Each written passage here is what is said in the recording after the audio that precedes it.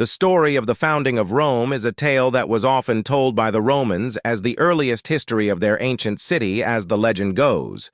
Rome was founded on April 22, 753 BC, by twin brothers Romulus and Remus. The boys were the son of Rhea Silvia, a daughter of King Numor of Alba Longa, who was impregnated by the god of war Mars when the twins were born. King Nur's younger brother, who had previously deposed the king, attempted to have the boys murdered by drowning them in the Tiber River in hopes to avoid any new rivals to the throne. Somehow the infant survived and eventually washed ashore near Palatine Hill. Here the legend has it that they were suckled by a she-wolf, and later found by Steus, a local shepherd. He and his wife took the boys in, and with age, Romulus and Remus became leaders of a group of shepherd warriors before finding out about their true lineage.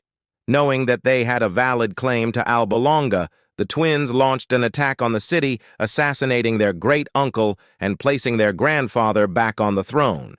They then decided to found their own city nearby at the site where they suckled from the she-wolf as babies. But a conflict between the brothers ended with Romulus murdering his brother, and Romulus alone, then founded the city of Rome, named after none other than himself. Romulus now had to address the obvious problem of somehow populating his new town, which currently had no woman to overcome this obstacle. Ram devised a plan to invite his neighbors, the Sabines, to a festival at which he had their woman kidnapped. This unsurprisingly triggered armed conflicts between the new Romans and the Sabines. But thankfully for Romulus, the abducted woman actually came to mediate and insisted on putting an end to the war before Rome could be captured. The subsequent peace treaty allowed for the merging of the two kingdoms and made both Romulus and the Sabine king. Titus Tatius, the population authority, additionally to help with the growth of Rome, Romulus invited both exiles and fugitives to come and seek asylum in his kingdom.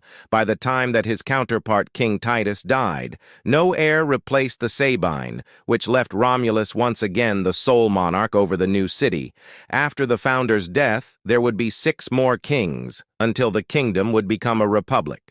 Instead, this of course is only one theory as to how Rome came to be.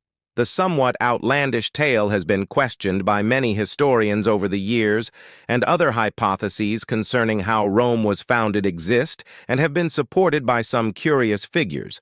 For one, Strabo, a Greek historian, wrote of another tale that claims an Arcadian colony first occupied what would become Rome, and the city itself was founded by a Greek man from Arcadia named Iander. According to Strabo, a Roman historian, Lucius Caelius Intip, also agreed with this theory.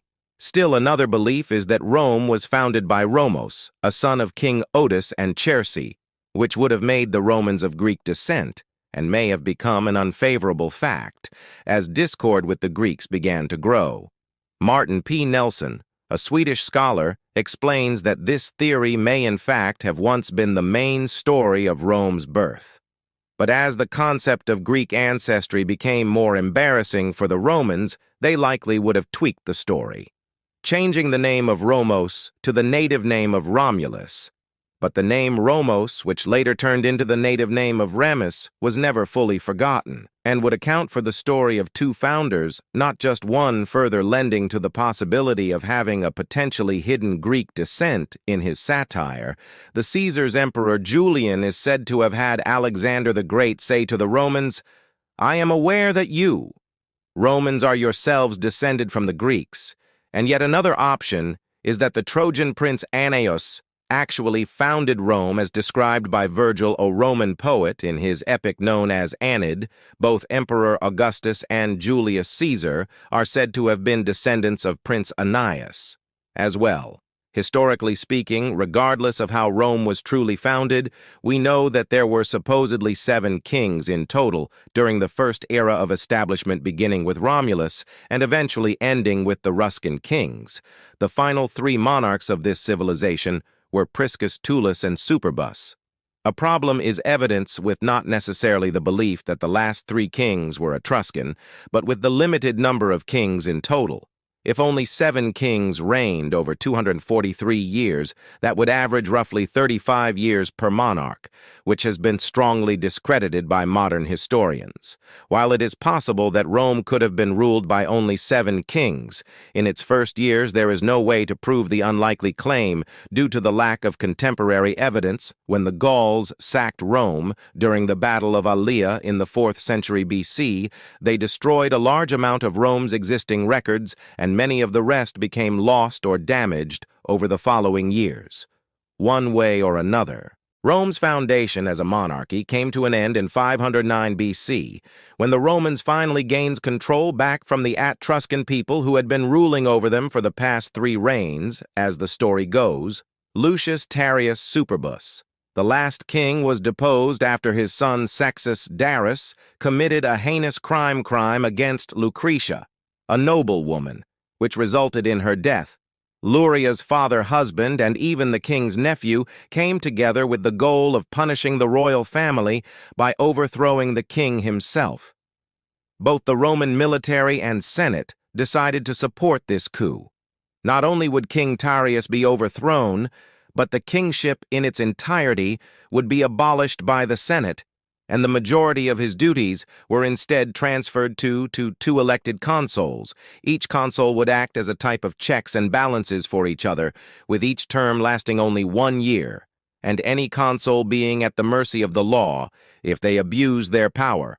While in office, the first 2 consuls were Brutus and Colentinus, although the latter was a relative of the deposed king and was eventually forced to give up his position and go into exile. Publius Arrius Publicola would take Colentinus's place as the second consul. King Taras did make a few attempts to regain his throne and re-establish the Roman monarchy, such as with the Tarian conspiracy the same year of his removal, and 2 battles within the Roman-Ruscan Wars shortly after the former king proved disappointingly unsuccessful. And the Republic remained at this point in time. While the Republic may have been an improvement from the monarchy, it still was not like a democracy. Instead, the Senate, which was made up of purely aristocrats or patricians, were responsible for voting in each consul for every term, and the lower classes, known as the plebeians, did not possess any type of power to challenge or influence decisions made by the Senate. Additionally, there were notable efforts made to separate and distinguish the varying levels of society. Marriage between patricians and plebeians was strictly forbidden. As the Republic aged and developed, the plebeians did slowly begin to gain more and more influence and power, including eventually becoming eligible for the position of consul. But the patricians essentially maintained their overall authority by means of their wealth. Another curious feature of the early Roman Republic was the way it dealt with emergencies in the case of, for example, a military emergency in the form of war. The Senate and consuls had the ability to basically elect a temporary dictator who would assume complete authority over Rome. For the time of the crisis, the position was, quite frankly, a dangerous one, as it gave the dictator unchecked control and power in an already chaotic time, but for a plebe. By the name of Cincinnati, the concept worked as had hoped. The aristocrats brought Cincin from his farm during a military emergency that they felt required the appointment of a dictator to take charge and lead the troops as well. After a mere 15 days, Cincinnatus led the Romans to victory, voluntarily stepped down from his temporary position, and returned back to his farm by 414-9. BC, the Roman Republic had also established its first set of written laws known as the 12 Tablets. Contrary to the earlier structure of the Republic, these laws now aims to make every citizen equal under the eye of the law. Finally, after refining the very foundations of the new Republic, Rome could move on to another goal: expansion, after slowly taking down each of its husky neighbors, including the Sabines. One of the first major conflicts the young Republic found itself in was the Battle of Lake Vilus. At the start of the 5th century BC, the Latin League and the Romans met at Lake Vilus, as Rome's new dictator at the time, Aulus Postumius Albus, hoped to defeat the remaining threat to Rome's growing authority. As the troops neared the battlefield, another close-by tribe, known as the Vulli, attempted to gather additional fighters to send in as further assistance for the Latin League, but they were unable to arrive in time because of how fast the Romans launched their side of the campaign. So the battle would soon begin at the helm. For Rome stood Albus to guide the infantry, and Titus Ibus Hala at his side as the master of the horse across from the Latin leader, Octavius Mamus, and Lucius Terrius Superbus. The previous lie shamed and ousted final Roman king. This latter participant is said to have played a huge role in the passion with which the Romans would fight, given the high level of animosity between the people and their deposed ruler. As the clash began, the leaders on both sides were quick to participate in the combat, and both Mimas and Aus were injured by one another. The Roman cavalry dismounted and took things to the ground, which sent the Latin back-pedaling so far, but the Romans managed to capture their camp. The Latins subsequently fled from the battlefield, leaving the Romans as the clear victors. Despite the initial damage taken while this was a successful campaign, it would not be the last time that the Latin would challenge Rome. The Battle of Mount Algidus was fought between Rome and a neighboring Latin tribe called the Ai. This conflict arose in 458 BC, after the Ai had continuously attacked Rome and the surrounding territories, and the truce between the Tusculan and Ai was broken. By the latter, the Ai invaded Tusculum once more, and Rome leaped into action to assist its ally. The Romans were able to surround the Ai and attacked with two separate armies, which led to the tribes' defeat at Mount Algidus just over a decade later, though these armies would clash once again, although now they were joined by the Vulli tribe, as the Latins continued to pose a threat to the Romans. Originally, it appeared that the Latins may overpower the Romans this time, as they captured their base camp and inflicted roughly 6,000 Roman casualties, but somehow yet again the Romans managed to change the tide and forced the Latins into retreat, after splitting the Roman troops into two groups, and hits their enemy forces from multiple sides, at the same time as they had done in the prior battle as well. This gave the ultimate triumph to Rome, and ensured the Republic's superiority over the Ai in particular, as well as the rest of its immediate neighbors. By this point, the Roman Republic's main goals had been to first establish its foundation in terms of a political structure and basic systems for functioning, as well as consolidating its power at home and proving its dominion over the surrounding Latin cities and tribes. But these were only the first few steps in building a powerful Republic. Rome needed to focus on growth and expansion, but this was often easier said than done. Rome wasn't alone in wanting to gain new territory and stretch authority, and this meant that the young Republic not only had to go on the offensive, but also on the defensive, especially when it came to the Celts, or the GS in particular, in 390 BC. The rivalry between the growing Roman Republic and the Gallic tribes reached its peak. The Gauls had already established themselves in the Po Valley by the beginning of the 4th century BC, slowly inching closer to Rome, and were soon invited into the Etruscan town of Clusium. The GIC tribe, known as the Sonon, led by their king Brennus, accepted the invite from Maroon of Clusium, who had hoped to take revenge on a man by the name of Lumo, who had allegedly slept with his wife at some point after the Senones arrived in Clusium. Though things turned sour and Arun sent a request to the Romans asking for help in mediating the situation, Rome was willing to assist and sent 3 ambassadors out to talk with the GS upon arrival. The Romans quickly worked to deter any type of attack against Clusium and asked the Senones to come to the table for peace negotiations. Rome asserted that in the case of a Gallic attack on the town, the Romans would be swift to declare war in return and protect their allies. Brennus countered that he would not order an attack on Clusium if Aeons would hand over some of his territories to the Senones. Negotiations became heated, and an argument broke out which quickly spiraled into a full-blown brawl between Arun's and Bren's men, the Roman ambassadors, which caused more of the Sown soldiers, who were still on their way up to fall, as well. A quick scuffle followed, but it was just as swiftly ended with the Romans successfully fighting off their attackers. Still, this didn't end the sown occupation of Rome, and there was now the task for the Romans of waiting until Camelos could arrive with an additional army from V. The only problem with this, though, was the fact that neither the Romans or Senones could last much longer if the occupation continued. Both were suffering from famine, and the Senona were also plagued by disease and heart stroke. Due to these new challenges, the GS decided to ask the Romans for peace negotiations and played with the idea of being open to a paid ransom for the city. At first, the Romans said no because they were still expecting Seamus to arrive with more men, but it wasn't long before they changed their minds due to increasing starvation negotiations then began, which resulted in an agreement for the Romans to pay the Senona $1,000 in gold so they would withdraw from the city. There are conflicting stories of whether the Senon used dishonest scales or cans to weigh the gold. Although, according to one writer by the name of Livy, when accused of cheating the scales, Brennus threw his sword on the scale and barked the words "sic victus" or "woe" to the vanquished. Either way, the ransom would not actually be paid. Camus finally arrived with his fresh army and told the Romans not to hand over the gold. Brennus argued that an agreement had already been made, but Camus refused to accept this answer, given the justification that he had been made the highest-ranking official in Rome, and yet the deal had not been struck with him. Instead, Camus called the Gauls into combat against his men, and the starving and ill Senones were effortlessly routed by the new Roman troops.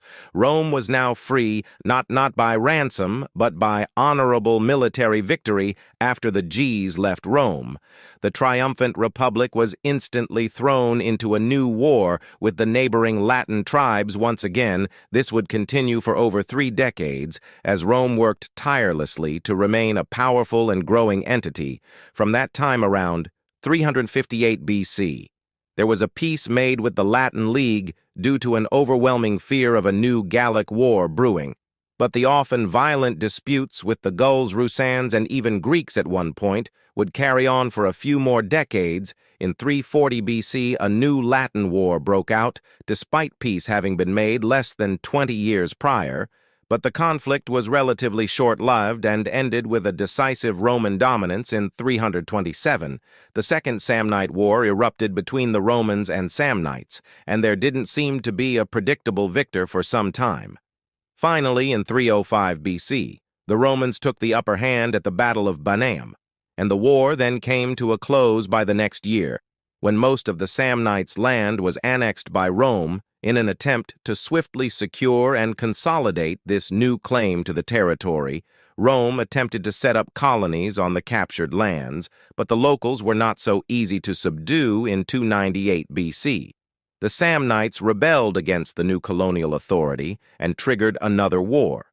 The Battle of Papillon in 282 finally gave Rome authority over the Atrans throughout the region, which in turn allowed them to focus on their new major obstacle, the Puck War. By the end of the 4th century BC, the Roman Republic had put in the hard work of establishing itself as a growing dominant power over the Italian peninsula.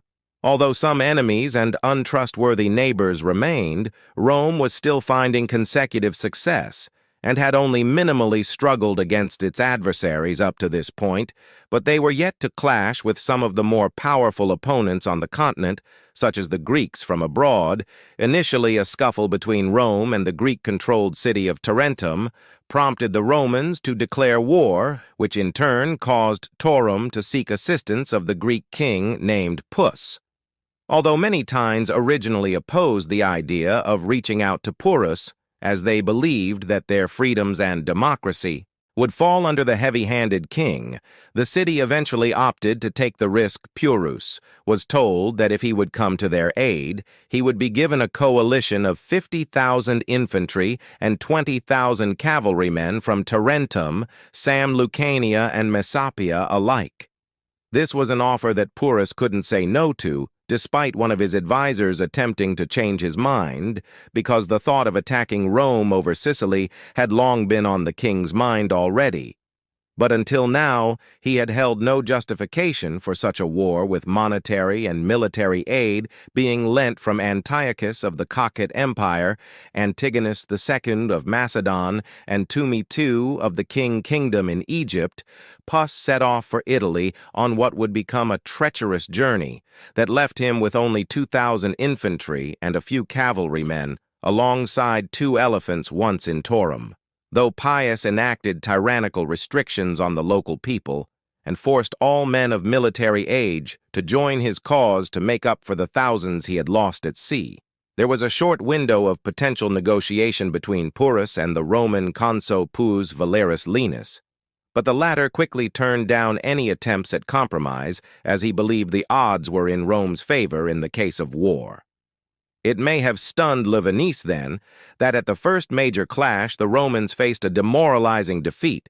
Not only did Pyrrhus manage to wrangle the Romans, but he also earned himself newfound fame so impressive that those tribes and cities who had so far stayed neutral were now ready to join his fight.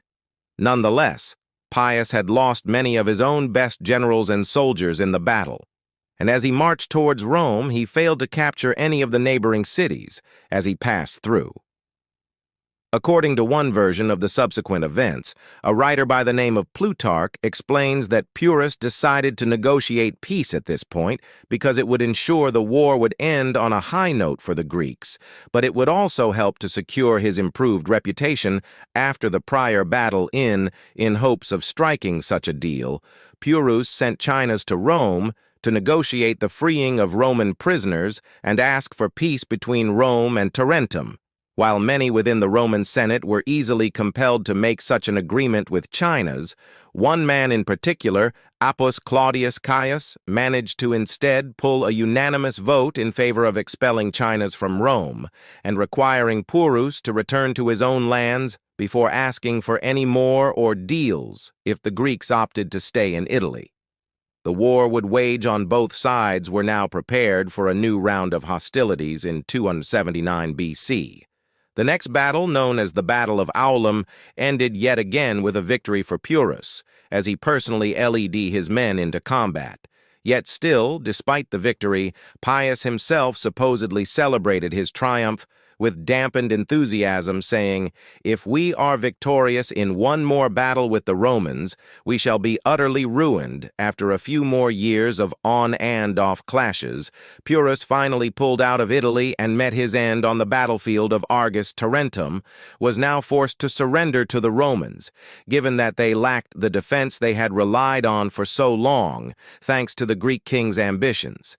This was a huge moment for Rome. Almost all of the entire Italian peninsula was now under the shadow of the Roman Republic. The Latins nor Greeks could stop them, and the Roman power and dominion were only increasing. Rome was a powerhouse. Not even halfway into the 3rd century BC, the Roman Republic was rapidly on the rise, but they were about to confront a challenge unlike any they had yet faced. There was one more adversary that just may be Rome's match, or even superior. The Roman Republic was a decade away from a face-off with Carthage. It wasn't until Rome now turned to the nearby island of Sicily that its invincibility would come under the spotlight. After all, the Roman Republic was not the only expanding power of the day, and one other in particular had also set its sights on Sicily-Carthage. Though technically an amalgamation of Phoenician city-states, and only informally an empire with the city-state of Carthage at the helm. This was the one rival that could truly send a shiver down Roman spines. Up to this point, Rome and Carthage had been formal friends. They had established alliances, commercial ties, and mutual enemies. But when the Roman Republic began to consider taking Sicily for itself, there quickly came to light one inevitable consequence. The Romans would have to fight off the Carthaginian Empire. Nonetheless, after a domino effect of events, such a consequence would come, whether Rome wanted it to or not. In 288 BC, a group of mercenaries referred to as the Mamertines began to occupy the Celian city of Messana after conquering the town. The Mamertines quickly became uncomfortable with their surroundings and reached out to both Rome and Carthage in hopes of gaining some degree of protection by 265 BC. At first, only Carthage came to their aid and agreed to assist the Mamertines, particularly against Syracuse. If a Carthaginian garrison could be set up in Msana, this was a fair deal to the mercenaries, and so they accepted the terms. Rome, by this point, had not been extensively interested in Sicily, although a debate came about as to whether they should come to the aid of the Mamertines, who were fellow Italians. Still, the Roman Senate was torn between those who felt that the Mamertines had wrongly stolen Messana and did not deserve their protection, versus the rest, who saw the potential selfish benefits of entering Sicily after a General Assembly decided to support the arguments of the latter, although worried about the potential reaction of Carthage. Rome unwaveringly gathered the necessary men under the command of Appius Claudius Codex and set off to establish a garrison of its own in Messa. Whether there would have been a conflict simply from the Roman arrival or not is a question that would never be answered, because instead, the Mamertines reacted to the news of the coming Roman garrison by urging the Carthaginians to leave Carthage, was deeply displeased and offended by this request, as they had already come to the Mamertines' aid and were now being forced out. Simply to be replaced by Rome in retaliation, the Carthaginians decided to form a new alliance with Syracuse, holding nothing back. This new coalition besieged Messa as the Romans arrived in Sicily. The war began immediately as the Romans neared the city. I know the Carthaginian commander warned his empire's former allies that they soon would not even be able to wash their hands in the sea. Not expecting such an aggressive response so quickly, the Romans offered a peace deal to Anno. But this was immediately rejected nonetheless. The Romans could not be swayed by Carthage or even Syracuse. There is debate as to whether the Syracusan and Carthaginians voluntarily withdrew or if the Romans swiftly defeated them. But regardless, the siege was ended upon the Roman arrival to Messa, and still the Romans could in fact wash their hands in the sea, the next move for the Romans, who now understood the real and imminent threats that would be posed by allowing Carthage to continue its expansion throughout Sicily, was to deal with Syracuse, another commander, Manus Valerius. Maximus Messala took some of the Roman troops up to Syracuse and ambushed the city, unable to defend themselves and unwilling to wait for Carthaginian assistance. Syracuse surrendered and agreed to align with the Romans and abandoned Carthage. A few surrounding cities followed suit, now fearing the potential backlash if they refused. Although the war would scarcely be fought on land, the Romans were quick to besiege the Carthaginian ally of Acreus when the Carthaginians attempted to come to the rescue of their friend and lift the siege. They too were put down by the Romans, and the city was sacked. This infuriated Carthage, and began a back-and-forth contest of taking and losing cities between the two sides, although the focus of warfare began to take a shift toward the sea. Initially, the Carthaginians had a superior naval force and more experience with such conflict. The Romans, however, were unfazed by this, and understood that in order to win the war, they would have to establish a navy of their own. In a streak of good luck, a Carthaginian warship was spotted on low tide by the Romans, who captured the vessel and likely utilized it to create copies for their new naval force, with some innovative addition. One of these upgrades made by the Romans was the corvus, which was essentially a bridge that could be moved in any direction and utilized to lower infantry troops from the superior Roman army onto the Carthaginian ships. This addition proved to be greatly beneficial for the Romans and helps to give them the upper hand throughout the naval warfare. Not many details of the series of raids and skirmishes have been maintained over the years, but it seems clear that the first few years of the conflict were more or less a stalemate, with now Rome and Carthage fairly equal at sea and a slight advantage for the Romans on land, though not many land battles were fought aiming to grab the high ground in some form. The Romans now looked to Africa, Carthage's home soil. 4 legions under the command of Marcus Regulus Attius arrived in modern-day Tunisia as the First Punic War raged on overseas. Oddly, the Senate quickly called for the withdrawal of 2 of the legions, but the rest remained in Africa and quickly occupied the city of Tunis in 255 BC, as negotiations continued to fail. The Carthaginians were far from giving up nonetheless, and one of their commanders, a Spartan by the name of Xanthus, returned with a 16,000-strong army and routed the Romans in Africa. Only 2,000 of the Roman troops survived to flee, but they too perished on their way out, as a storm at sea wrecked the fleet of nearly 100,000 men who had rescued them on the journey home. The following year, the war would resume back in Sicily. Once more, the Romans continued to gain territory and push the Carthaginians further and further out. Although when they attempted to return to Africa, their ships were again destroyed at sea, keeping the Carthaginian homeland safe in Sicily, the hopes of Carthage remained a risk, but the war was far from over. Despite consistent victories, Rome was yet to seize and hold all of Sicily. The war was draining both sides, and there seemed to be no end in sight, as the city of Lilybaeum refused to fall to the Romans, despite valiant efforts to take it. The Battle of Japana brought about a remarkable Carthaginian victory at sea, and with momentum in their favor, the Carthaginians beat down the Romans once again, and the Battle of Phinus, shortly after, bringing about a long break in a significant naval conflict. Nonetheless, following these battles in 249 BC, Carthage had lost all of its Sicilian holdings aside from Lilybaeum and Drapa, as the Romans battered the city walls in desperate attempts to finally free the island of Carthage's grip. Then Carthaginian commander Hilar Barca ambushed the enemy using repeated guerrilla attack. Despite temporarily capturing Eryx, Barca was not able to do much given the depleted state of the Carthaginian army, having failed to garner monetary support from Egypt, as they had hoped. The Carthaginians were close to having no choice but to surrender. Whether they knew this or not, the Romans decided that this would be the time to attack by sea once more. In 242 BC, Guos, Lutus Catullus, led a 200-ship fleet back to Cis and straight to Trana.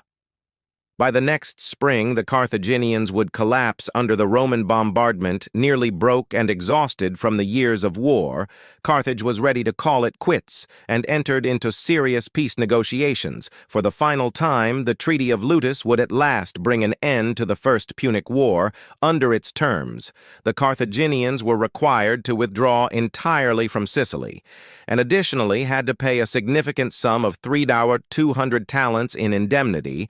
Over the next decade, after 23 years of war that had battered both parties remarkably, the Romans had finally triumphed and proved once again. Although the Roman Republic may stumble, it would not yet fall, despite first having no solid plans to take Sicily and hefty concerns about even considering such a campaign. By the end of it all, Rome had taken. Sicily had not even the Carthaginian Empire could stop it. The overall aftermath was rough for the losing side. Shortly following the resolution of the conflict, Carthage had attempted to withhold funds from some of the foreigners they had enlisted in the war, which led to a fairly disastrous revolt. For the most part, the rebels were eventually put down, but in the meantime, Rome managed to seize Sardinia and Corsica from Carthage, which the latter wanted back by 237 BC. They were ready to launch a campaign to actually go recover them, but Rome was not going to allow that. They immediately deemed this as an act of war, and with Carthage still recovering from the decades-long conflict they had just gotten out of, this quickly put a stop to their endeavor. Rome managed to strong-arm their foe into not only giving up Sardinia, but also Corsica, in addition to a 1,200 talent payment. Despite agreeing, Carthage was furious with their Roman bullies, and many within the empire became radicalized. One of these men was Hamilcar Barca. Hamilcar was a famed and seasoned military leader on the side of Carthage. His forgiveness would never come, and until his last breath it would be his biggest dream to get revenge for Carthage's loss in the First Punic War. But this would not be possible on such short notice, as Carthage still needed to refuel and revive itself from the first conflict followed by the rebellion. So for now, Hamar looked to the Iberian Peninsula, not Italy. Carthage had already found success with their Phoenician colonies in Spain and the mass amounts of resources in the form of silver, so it seems the most logical to have Hamilcar go there to expand Carthaginian influence and claim upon doing so. He initially established himself in Cadit and branched out from there. Over time, Hamilcar's army grew as he did his control of the region on behalf of Carthage, but in 229 BC, the great general drowned before ever having a chance to leave Iberia and seek the revenge he so badly wanted. Nonetheless, Hamarbarca had a son by the name of Hannibal, and he had raised his young boy with a burning passion and hatred for Rome, just as he himself maintained. This ensured that even after Hamilcar's death, Carthage would remain staunch enemies of the Roman Republic in the wake of Hamilcar's absence. A man by the name of Hazal the Fair would take over leadership in Carthage's Iberian possessions, which by now covered roughly half of the peninsula with an ever-growing army by 226 BC. Rome was becoming somewhat anxious about the success that their foe was having over in Iberia, and so a treaty was signed on the agreement of Hasdrubal, which stated that Carthage would not expand into the south past River Eo in Spain, further and further out. Although when they attempted to return to Africa, their ships were again destroyed at sea, keeping the Carthaginian homeland safe in Sicily. The hopes of Carthage remained a risk, but the war was far from over. Despite consistent victories, Rome was yet to seize and hold all of Sicily. The war was draining both sides, and there seemed to be no end in sight as the city of Lille-Bayaume refused to fall to the Romans, despite valiant efforts to take it.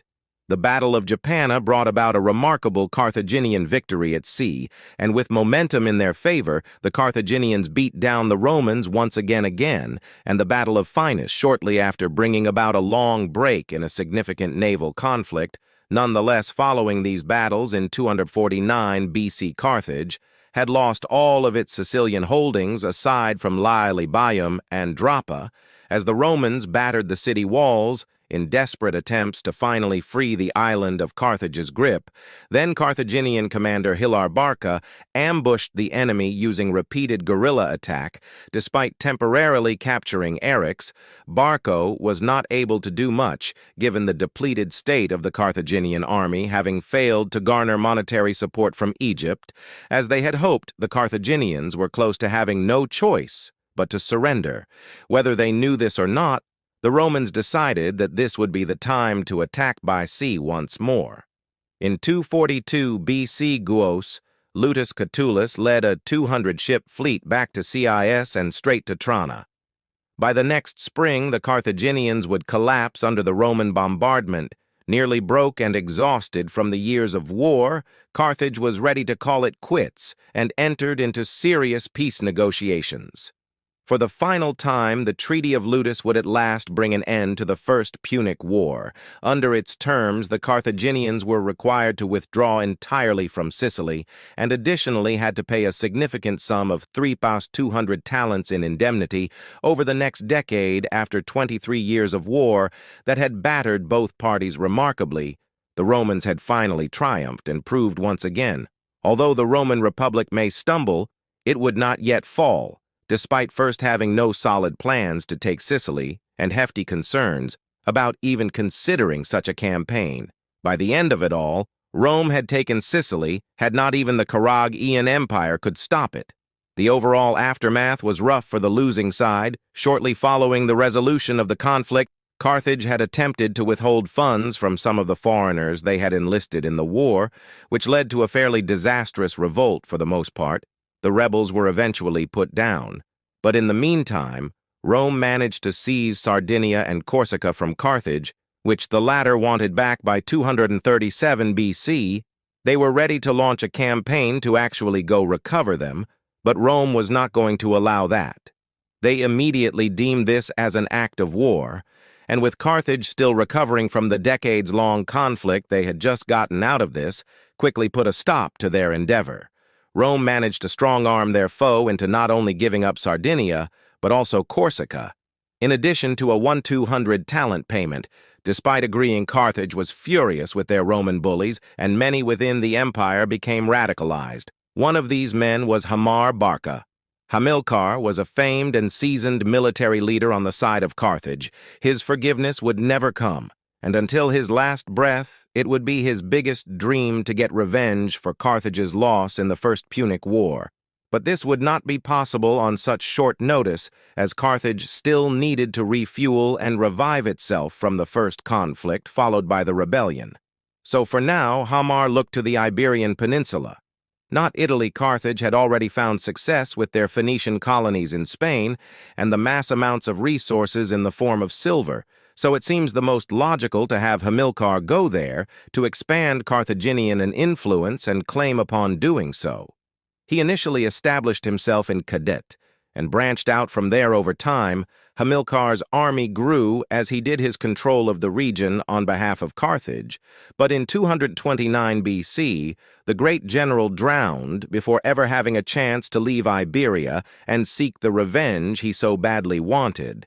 Nonetheless, Hamar Barca had a son by the name of Hannibal, and he had raised his young boy with a burning passion and hatred for Rome, just as he himself maintained. This ensured that, even after Hamilcar's death, Carthage would remain staunch enemies of the Roman Republic in the wake of Hamilcar's absence. A man by the name of Hazal the Fair would take over leadership in Carthage's Iberian possessions, which by now covered roughly half of the peninsula, with an ever-growing army by 226 BC. Rome was becoming somewhat anxious about the success that their foe was having over in Iberia, and so a treaty was signed on the agreement of Hasdrubal, which stated that Carthage would not expand into the south past River Eo in Spain, and Hasdrubal meant what he said. But Hannibal, on the other hand, did not intend to follow such an agreement. After all, his father had taught him too well for such a thing. Only a few years after negotiations between Rome and Carthage, Hannibal took control of Spain after Hasdrubal was killed and almost immediately began to push beyond the current borders. The final straw for Rome would be when Hannibal captured Saguntum in 219 BC, stripping the Republic of one of their longtime allies in the region. Rome was deeply annoyed by this, and thinking that Hannibal couldn't be too hard to defeat, declared war by the spring of 218 BC, as Rome was gearing up for war with the new young gun of Carthage. Hannibal was cooking up his own plan, and he wasn't just an average general. He had learned quite a bit about Rome over the years, and he realized that the Republic had a good record of defeating opponents outside of Italy, but maybe not inside. If the Romans went after Hannibal in Spain, he might lose. But if he went after them in Italy, he might win. As a result, the young general left his brother in charge of their holdings with an army of his own, while Hannibal led the rest of their troops across the Alps in a matter of days. Although it would only take 15 days, Hannibal and his men faced more resistance than they had expected to as they marched towards Italy. The local Gallic tribes didn't take kindly to these intruders, and by the time the Carthaginians had finished their journey, over half of the troops had either been killed, injured, or deserted, luckily for Hannibal. Though some of the locals in Italy were deeply unsatisfied with Roman rule and began to join the Carthaginian cause as this new coalition marched on. Hannibal found success in multiple early skirmishes, like the Battle of Tus, the Battle of the Trebia, and the Battle of Lake Trasimene.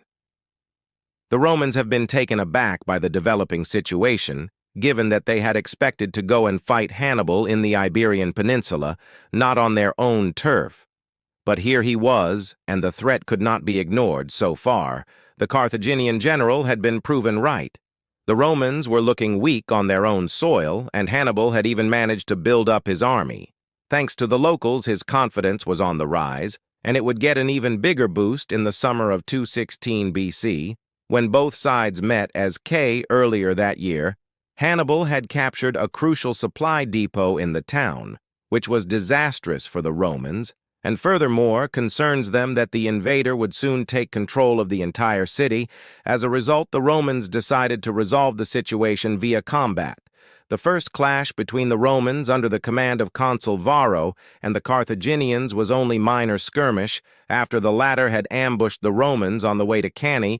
As the battle eventually played out along the river Alphus, Hannibal would yet again crush the hometown Roman troops, sustaining fairly minimal casualties himself.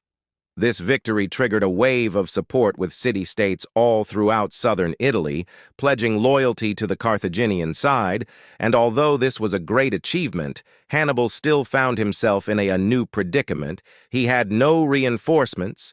If he was to continue and head straight for Rome itself, he'd have to do it without any backup, as his brother was held up back in Spain and no one could assist from Carthage-Rome, however, had adopted a new policy of essentially avoiding Hannibal entirely. They enacted the Fabian policy, which planned for the Romans to focus on defeating the allies and blocking resources of the Carthaginian to first Hannibal's forces, and as the latter's advantage seemed to be slipping away, Rome refused to accept any negotiations for peace, while Hannibal scrambled to retain control over his captured Italian territories. The Romans would attack wherever he wasn't. The Carthaginian offensive was beginning to fall apart. They failed to take Sardinia back. Their authority was constantly being challenged, and no one was being sent to assist. By 207 BC, all Hannibal had left was Bruum. The Romans were now controlling the seas to cut off the Carthaginians from help or supply, and back in Spain, Hasdrubal had been beaten down and lost control, while a new wave of Carthage-Italian allies were instead turning to Rome. With their loyalty running on their building momentum, the Romans next moved to Africa to give Hannibal a taste of his own medicine as Hannibal continued his struggle in Italy. The Romans, now under the command of Consul Scipio, invaded Africa in 204 BC and began to wreak havoc. Their Numidian allies joined them, while the Carthaginians prepared to send troops back home under Gizo to fight off the problematic Romans upon arrival. They were joined by their own Numidian ally in the form of Prince Cefax and his troops. This coalition eventually clashed with the Roman invaders, and luck was not on Carthage's side. The Romans were victorious, and having now captured enough territory, including Tunis, to make Hannibal himself fear that the worst was yet to come. For the city of Carthage, the Carthaginians were becoming desperate. Hannibal subsequently returned from Italy as negotiations occurred, but provided nothing between Rome and Carthage. His arrival in 202 BC would bring about the dramatic end to the Second Punic War, as autumn rolled around. Hannibal and Scipio were ready to come face to face. Literally, the opposing generals met personally at a plain near Narara. It's unknown exactly what was said, but if any attempts had been made at ending the war through diplomacy, they failed miserably with 35,000 and 40,000 infantry and 6,000 and 4,000 cavalry respectively. For Rome and Carthage, the armies were ready for the final spectacle. In addition to his men, Hannibal also had 80 war elephants, but these proved to be a detriment instead of an aid. The Romans managed to dodge the initial carnage of the animals before scaring them back towards the Carthaginians, creating a chaotic scramble that allows the Roman forces to swoop in and decimate Hannibal's left wing. Despite their best efforts to fight back, the Roman left wing then attacked Carthaginians' right flank, while the centers of both, led by Scipio and Hannibal themselves, marched toward each other. As this clash raged on, the Roman cavalry were destroying their Carthaginian counterpart before charging at Hannibal's center from the rear, while the Roman center had them trapped from the front. This was it. This was the end of the Second Punic War. And just as those before him had done, Hannibal failed to defeat the mighty Romans. Though Hannibal would manage to escape, there was no more hope for Carthage to compete with their opponent. The Carthaginian government was forced to sue for peace and sign a treaty that would essentially bankrupt the once formidable adversary of the Romans, and now Car was no longer allowed to declare war without the consent of Rome. They were also required to give up their naval fleet altogether, crushing any prospects of Carthage remaining a dominant military power, as they had been so in spite of early wins and the leadership of the renowned Hannibal. Carthage lost, and it seemed that still Rome was truly invincible. The outbreak of the Punic Wars marked an attention-grabbing period of Roman history that at times even overshadowed the contemporary events outside of the Carthaginian-Roman conflict. Another pesky rival of the Romans came in the form of the Yans, though they were not a competition for Rome, in the same way as Carthage. Instead, the Yans posed a threat through piracy in the Adriatic, which eventually became an annoyance for the Romans. The first time these tensions boiled over was in 229 BC, when these people were mostly united under Queen Tuta, who had started to turn a blind eye, to say the least, to increasing piracy throughout the Adriatic Rome. At first ignored this as well, but once it began to impact Roman trade, the Senate opted to intervene through diplomacy. When this led to a Roman envoy getting killed on the order of the queen, war became inevitable. The short Roman campaign of revenge saw a victory by the co-consuls and their troops in Elam and Tuta, eventually being cornered into signing a peace treaty that handed over some of her territories to Rome, while Yan fleets were forced to remain north of Lissus. If in groupings larger than 2 ships at a time, Rome hoped that this would resolve the piracy issue, but the rule would shortly be broken. Nevertheless, the Romans had additionally been fighting with the Goic tribes of northern Italy, some of which had actually seized and sacked Rome itself back in 390 BC by now. In 225 BC, the Gauls of northern Italy and their GLLC allies across the Alps hopped to end a long-running back and forth with Rome by repeating the successes of 390 BC. Instead, the Romans had been heavily prepared and routed the aggressors at the Battle of Telman and the following campaigns that suppressed any remaining resistance by 220 BC.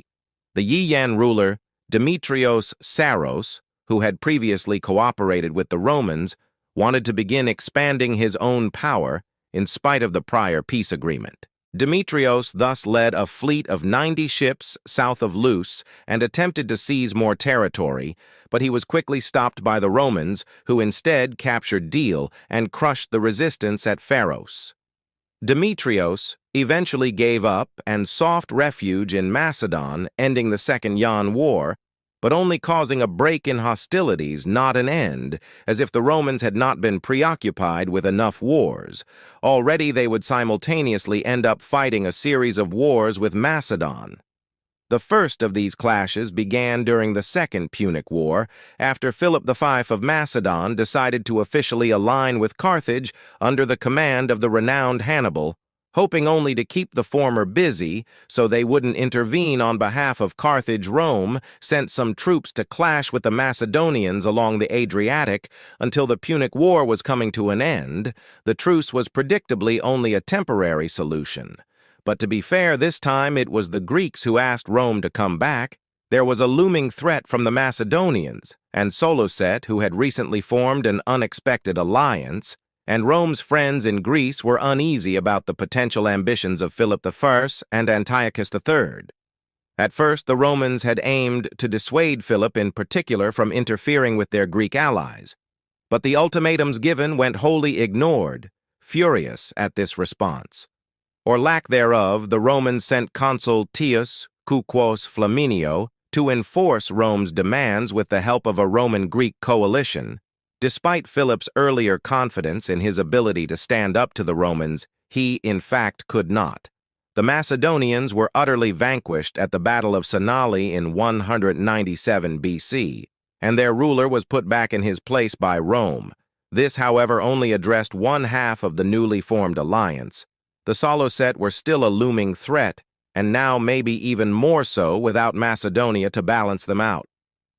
After the Second Macedonian War, the Romans had pulled entirely out of Greece, having no more interest in staying nor remaining intertwined in Greek affairs, but this left the Caused Empire as the dominant entity in the region, and Antiochus was by no means as uninterested as the Romans. Instead, he was looking to do what Philip had failed to, with Hannibal as the Solid's top military advisor.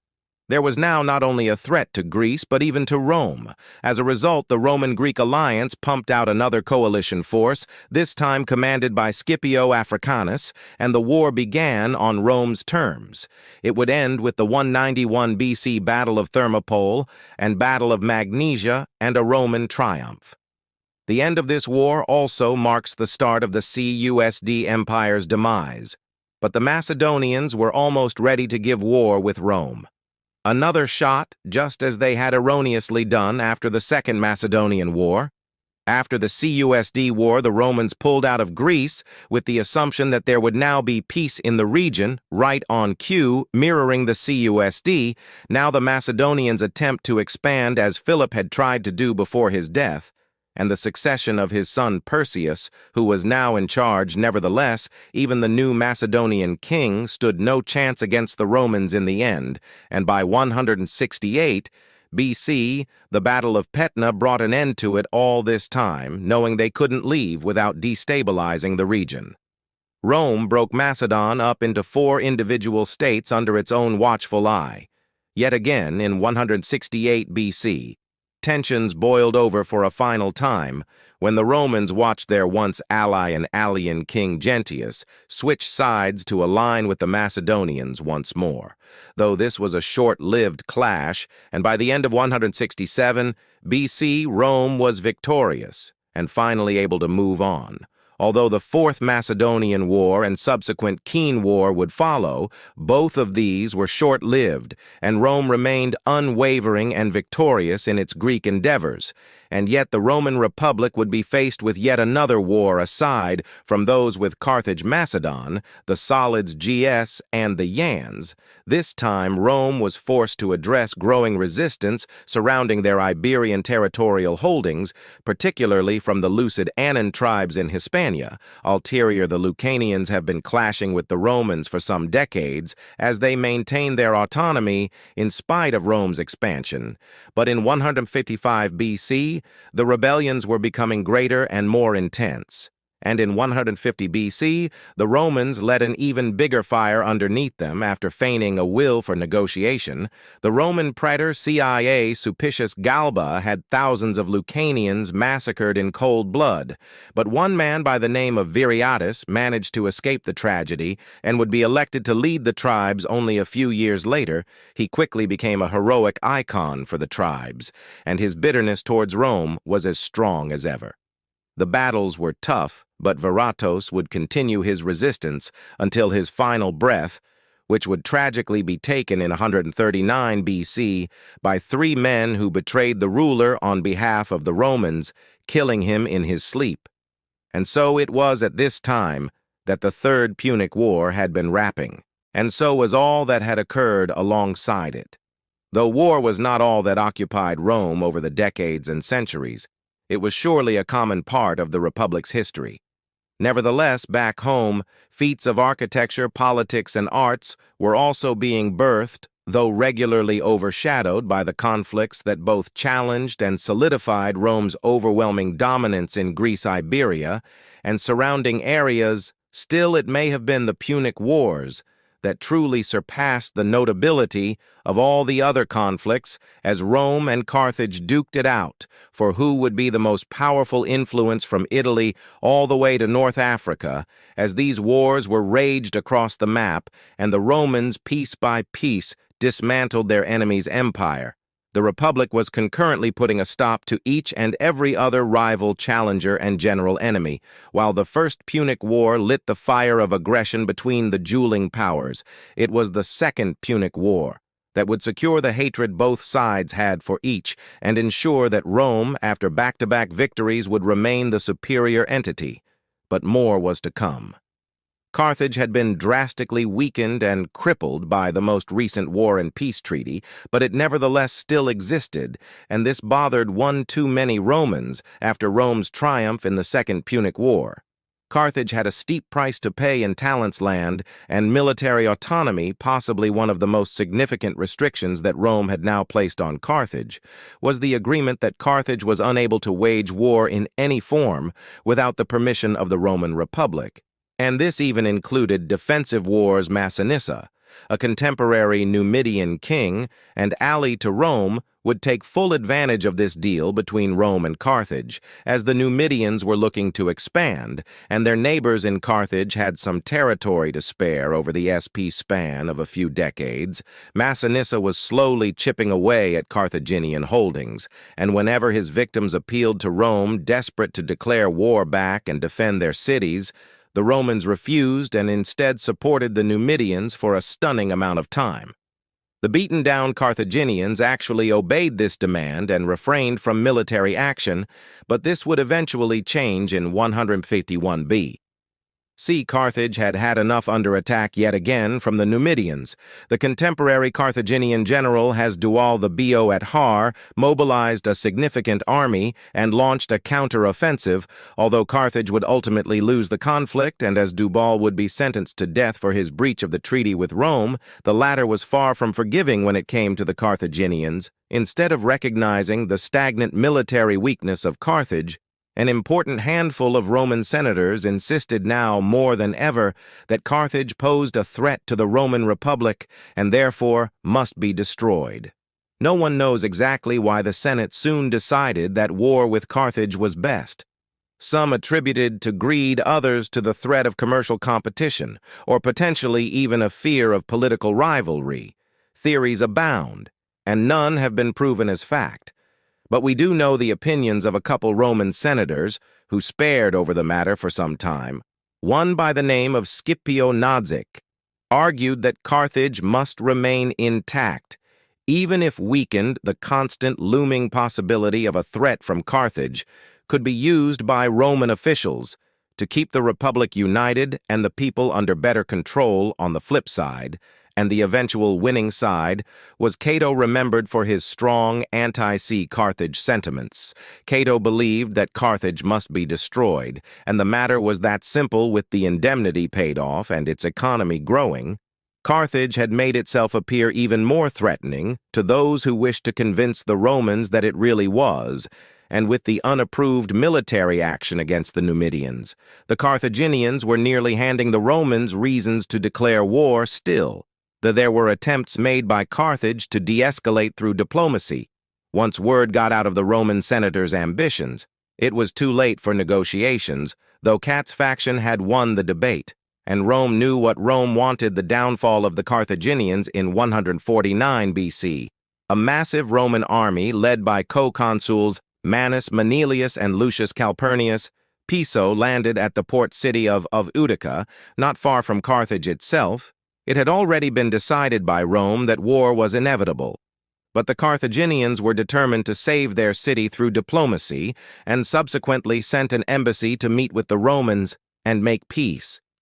Rome reacted first by attempting to disarm the Carthaginians, and when obeyed, next demanded that the city of Carthage be abandoned and then destroyed upon the Carthaginian relocation. It was at this point that the Carthaginian Aeons had had enough and finally understood that they only had one option left. They must defend their city at all costs, recognizing now that Rome could never be a friend the Carthaginians released. The condemned Hasdrubal from death row and informed him that he was needed once again to defend the city of Carthage, but this time from the Romans. When the latter arrived at the city walls, they quickly understood that they would have to besiege the city as they were unable to get past the barriers. This led to a fairly slow development for the first portion of the war, as Carthage attempted to disrupt Roman supply lines and damage their ships, but only found minimal success as the invaders managed to defend themselves while trying to break through the Carthaginian defenses. Small-scale off-and-on skirmishes continued into the following year, at which point Rome decided to change up its strategy a bit after the election of new consuls. Instead of continuing with such a heavy siege of Carthage, it seems more possible to first defeat all of Carthage's friendly neighbors and then deal with the weakened city itself. This plan was only minimally successful, though most of the Carthaginian allies held up just fine against Roman assaults. But things changed yet again when the grandson of the great Scipio Africanus, also named Scipio, was elected consul in 147 BC in order to give him full command of the campaign. And this was just what Rome needed. Meanwhile, though, within the walls of Carthage, Hasdrubal had lost either faith in or respect for his own government and decided that the only solution was for him to take over. So he did exactly that, overthrowing the current authorities and now controlling not only the military but the entire city. This was just in time for Sco's appointment as consul and meant that the remainder of the war would showcase the wit and skill of both men face to face upon his appointment, as Consul Scipio got right to resolving one of the main issues that the Romans were facing, and that was a plethora of poorly disciplined and motivated troops, all of which the new authority swiftly dismissed. Those who remained were now held to a higher standard of effort and efficiency. Scipio was then focused on once and for all breaking through the city's defenses, and to this extent he quickly found success in the dark of the night. He and a few thousand of his men breached the city walls and forced the Carthaginian defense to flee. Nevertheless, this victory was only partial, as Scipio recognized the risks of remaining inside the city walls with such a small force and opted to withdraw before daylight broke. Both leaders were now angry for different reasons. Hasdrubal was furious with his defense forces for not only failing to stop the Roman advance, but then for fleeing the scene. On the other hand, Scipio was angry at the fact that Roman progress was still slow, and they had failed to cut off the supply of necessities by sea into Carthage. In a show of force, Hasdrubal put on a display of torturing his Roman prisoners of war, while Scipio tried to cut Carthage off from outside help. Neither action really did much, and a full-blown battle soon broke out on the seas. The events that followed led to more Roman progress against Carthaginian troops and fortifications, but still nothing monumental and not what Scipio wanted. It wouldn't be until 146 BC that the Roman consul would get his wish, ready to bring an end to the war as spring rolled around. Scipio launched a new siege on the city, which this time actually worked. The Romans entered the city with rage in their hearts and destruction on their minds. Over the next week, Scipio led his men in a scorched earth rampage, massacring the citizens of Carthage and burning the city to the ground. Only 50,000 Carthaginians were spared, and only then to be taken prisoner and sold into slavery. Why Hasdrubal, to the disgust of his own wife, who chose death, instead surrendered. Scipio agreed to let him live and not to make him a slave, as would happen to the others, but that was all the Romans had to offer.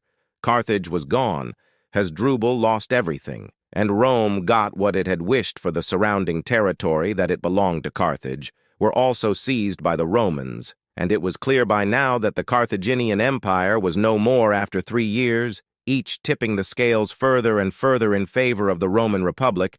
There would no longer be a doubt that when it came to Rome and Carthage, the latter ultimately collapsed. But while the Punic Wars were a pillar of Rome's early history, they were not all that occurred during this era. In fact, throughout the Punic Wars, the history of Rome was made up of much, much more. In the final centuries of the BC era, the Roman Republic had found friendship in the Hellenistic confederation known as the Aean League, having shared a bond since the Second Macedonian War. The Romans and the Aeans made a remarkable team, or at least they had for a while. As things often go in ancient Rome, this alliance had reached its peak, and the trip downhill was quick, and rocky internal struggles within the Aean League and debate over just how involved it should allow Rome to be in its affairs were early signs of the coming breakup. Rome would also stir the pot after taking thousands of Aean hostages during the Third Macedonian War, a decision they became set in defending, despite pressure from the Aeans to release the hostages. Ever-evolving disputations continued to thus exacerbate these growing problems, while Rome had to focus on the Fourth Macedonian War and the Third Punic War.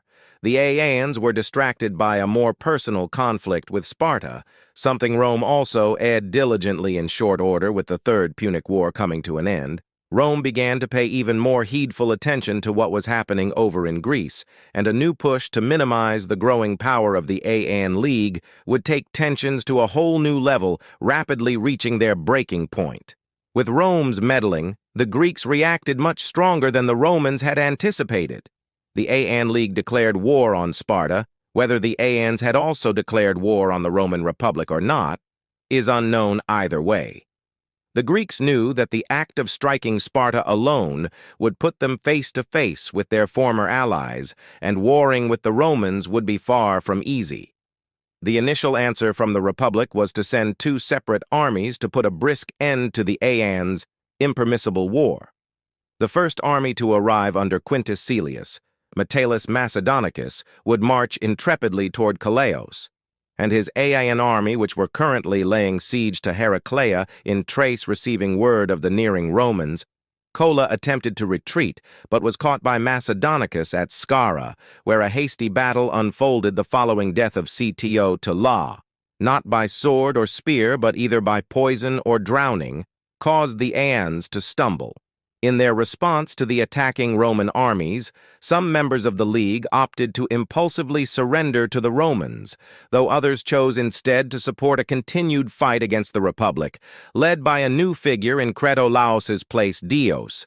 And now, as Dios was dauntlessly rallying his own forces, Rome's Second Army, under the command of Lucius Mummus, Acacus, began devising an attack on Corinth. Dios's 650 cavalry and 13,500-strong infantry were impressive, but less so in humble comparison to Mum's 3,500 cavalry and 23,000-strong infantry.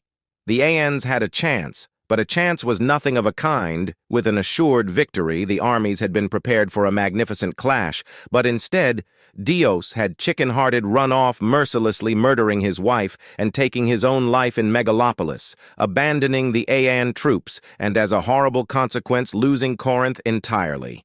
Many from the city had, moreover, FL, whilst those who didn't were either massacred in the case of the men or enslaved in that of the women and children. The rest of the Aeans subsequently crumbled at the feet of the unconquerable Romans, while some autonomy would remain due to the way the Republic chose to reorganize the region. There was no doubt now just how involved Rome would be in Achaean affairs, and it would be quite a lot. It wasn't just the Greeks whom Rome was meddling with, however. The Republic had long been grappling for control in the Iberian Peninsula, and not long after the resolution of the Aean War, a new conflict erupted, with the Celtiberians. Repeated spats between the Romans and Celtiberians had plagued the prior decades, and it was now the people of Numantia who attempted to challenge Roman control in the peninsula. The conflict was grueling for both sides, and started only a few years after the Republic had bested the Aeons, then lasting until 133 BC, when the Romans, by the hand of the champion of Carthage, Scipio, managed to essentially starve the Numantines into surrender. All while this was going on, the Romans had additionally been fighting to quash the Lucanians of Hispania, ulterior, something they came up successfully from shortly before putting a final conclusive end to the rebellions by the Celtiberians, and yet still, these were not all of the pivotal events that occurred during the 130s BC. In fact, one remarkable occurrence during this period was the stunning act by the final king of Pergamon, Adalus III, who had handed over the whole of his kingdom to the Roman Republic. The exceptional virtue of this development stood in stark contrast to another event of the period, the murder of Tiberius Gracchus. Gracchus had earned himself the office of tribune of the plebs, a position that allowed him to preside over the people's assembly and pass agrarian reforms that were fatally unpopular with members of the Senate. It would be his gallant bid for re-election as tribune. However, that would push his enemies to the fanatical Gracchus, and his supporters were thus ruthlessly beaten to death by a vicious mob riled up by the tribune's cousin, Publius Cornelius Scipio Nica. The tragedy was unfortunate, but not all that scarce in Rome, though still a bit of a damper on the Republic's recent successes. The following years would furthermore be fairly routine organization of territories, new laws passed. By 112 BC, another significant international conflict ever since the Third Punic War, the Romans had found a sound ally in the North African kingdom of Numidia. A former neighbor to Carthage king Massinissa of Numidia had been a friend to the Roman Republic, and it was assumed that his son and successor Macha would be as well. King Macha thus never proved to be a problem for the Romans, at least until he died upon his unsuitable passing. He left behind 3 potential heirs to the kingdom in hopes of resolving this predicament, specifically worried that his nephew would seize the throne from his sons. Macha had adopted his nephew Jagera and declared both of his sons, Ad-Dural and Haol I first, and Jagera to be his rightful heirs. The trio was subsequently meant to rule together upon the king's passing. Although this cooperation was depressingly short-lived, the immediate resolution was supposed to be a dividing of Numidia into 3 separate kingdoms. But this proved to be difficult and led to open warfare between the relatives. The end result would be the untimely death of both of Emes's biological sons and the massacre of Roman citizens who had aided Ad-Durbal, prompting Rome to reluctantly declare war. The Gerene War was one of corruption, inconsistency, and was driven by heightening anger from the people of Rome, who saw through the immorality initially Jagera had persuaded members of the Roman Senate to grant him a remarkably kind peace deal. But soon more pleased by the people of the Republic forced Rome to call off the unscrupulous treaty. Military conflict was then back on, but Roman surrender followed, as would a peace deal made by spurious Pumos Albinos, yet not acknowledged by the Senate. In response, Quintus Metellus was sent to lead the Roman army instead, and the war was back on, yet again. The Roman campaign was now carrying on adequately, but swelling internal struggles between Metellus and his lieutenant-turned-successor, Gus Marius, began to crack its music foundation.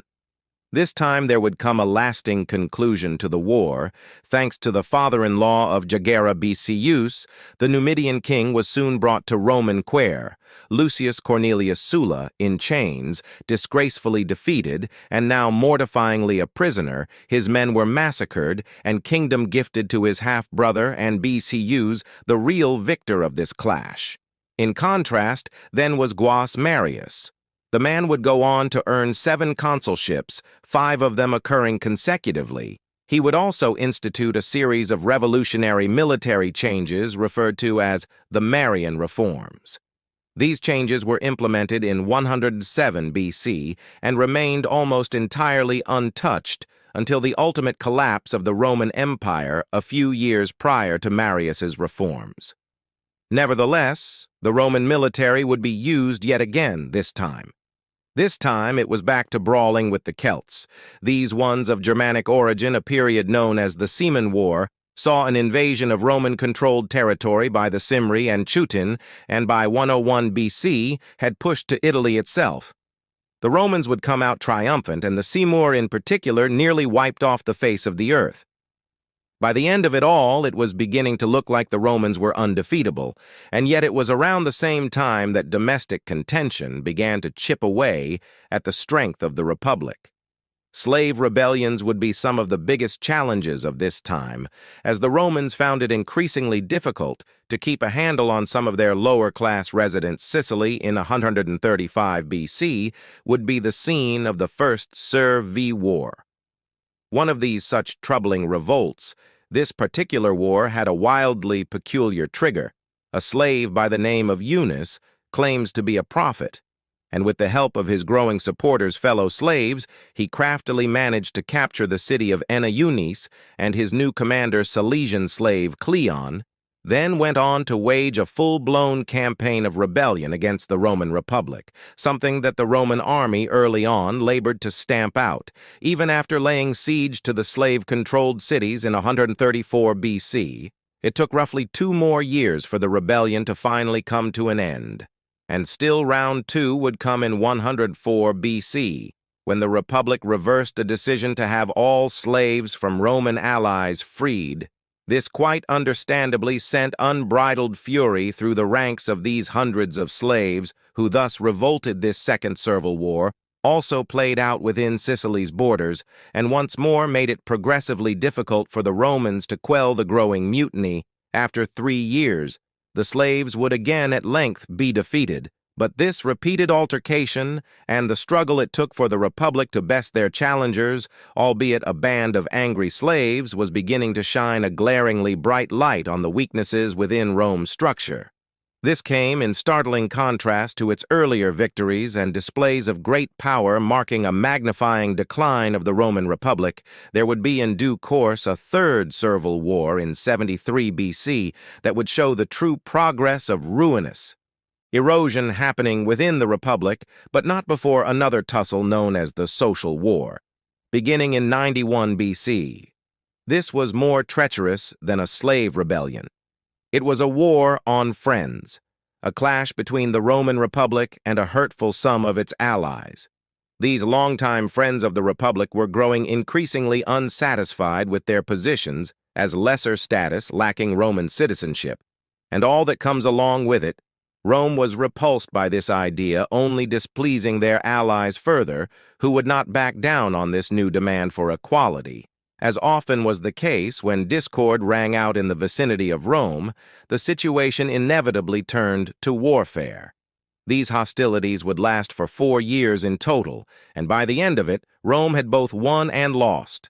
On the one hand, they managed to maintain decent relations with their comrades, as some surrendered and others simply chose to remain loyal, and yet on the other hand, they lost because the only way to make the first part true was for the Republic to finally agree to their allies' demands and grant citizenship to all residents of peninsular Italy. Nevertheless, life went on, and there were still ever-growing problems at home that needed Roman attention. A few years after the debacle with the Republic's allies, one of Rome's own stirred up a new plight. The man who had been handed the king of Numidia in chains, Lucius Cornelius Sulla, marched on the capital of the Republic with one thing in mind: ultimate power. Sulla first seized control in Rome back in 88 BC, but shortly left to fight the First Mithridatic War against rebellious Greek cities led by King Mithridates, Batharsa VI of Pontus, after the Roman victory. A few years later, Sulla audaciously marched back to Rome to continue pursuing his goals at home. While the challenger had been gone, he had left a trusted ally, Gnaeus Octavius, in his place at the helm of the Roman Republic.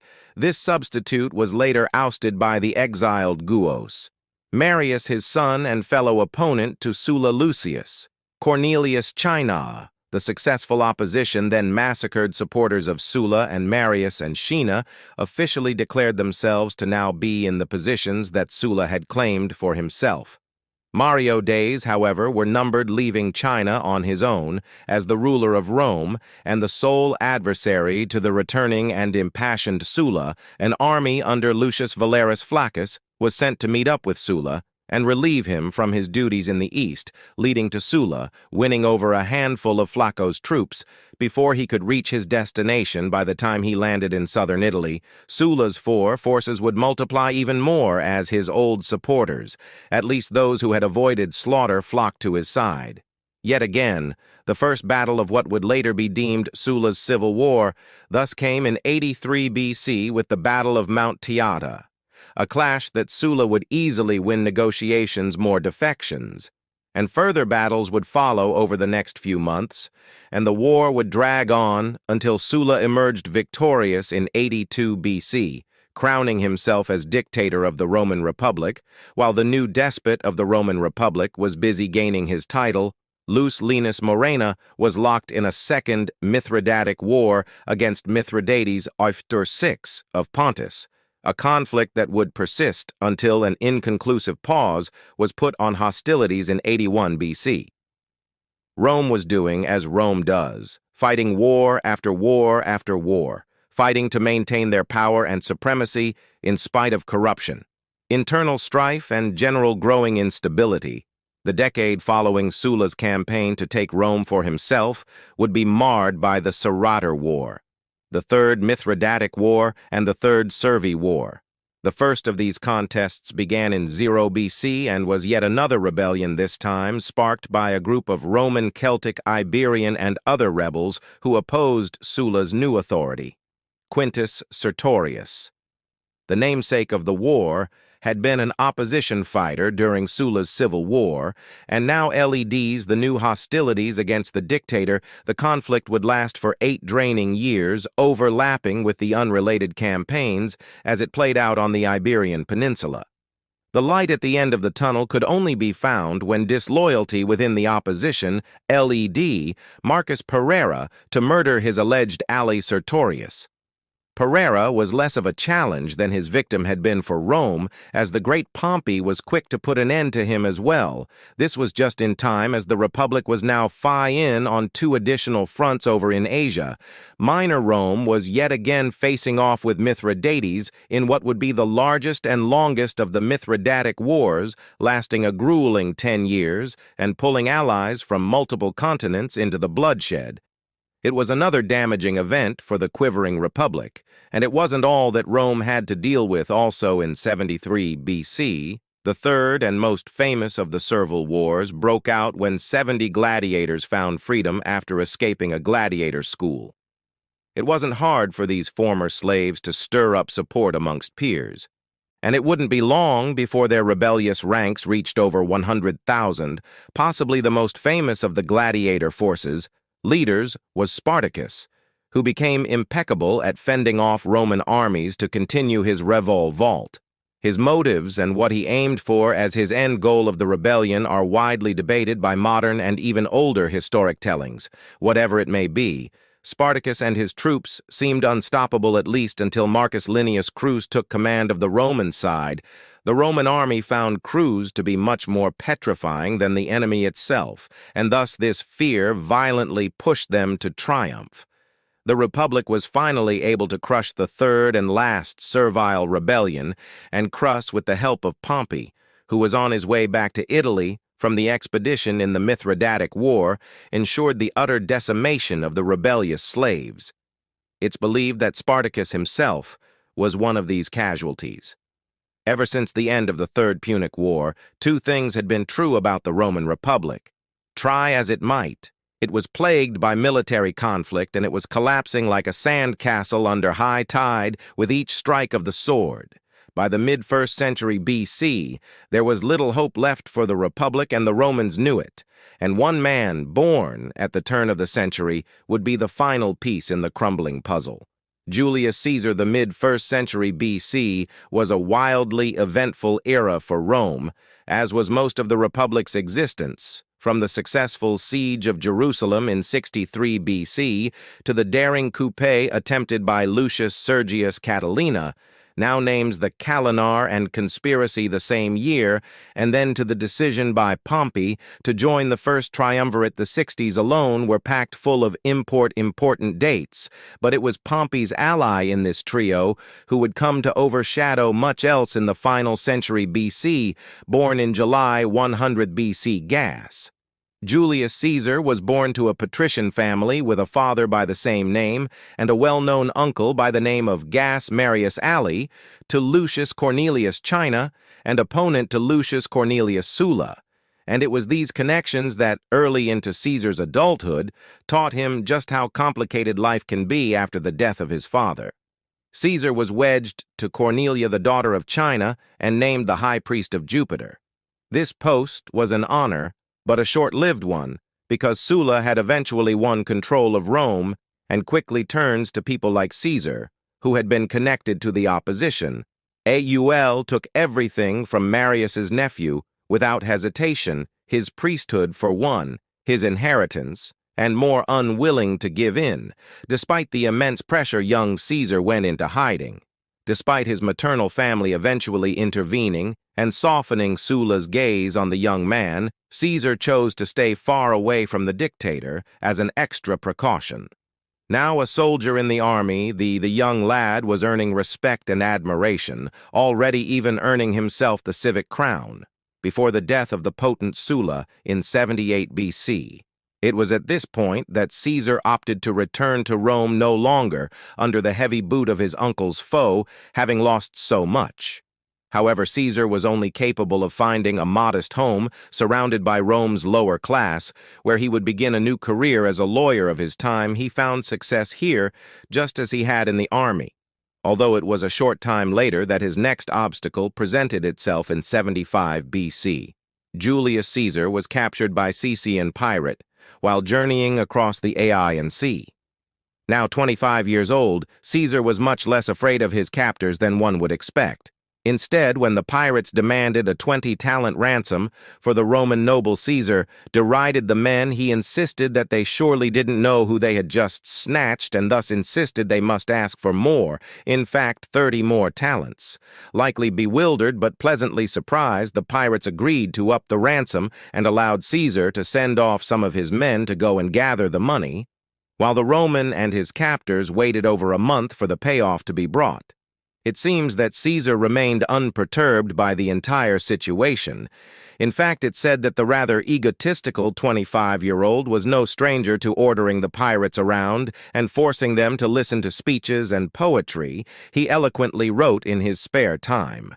Curiously, these Caesians seemed quite fond of their Roman prisoner and treated him rather well.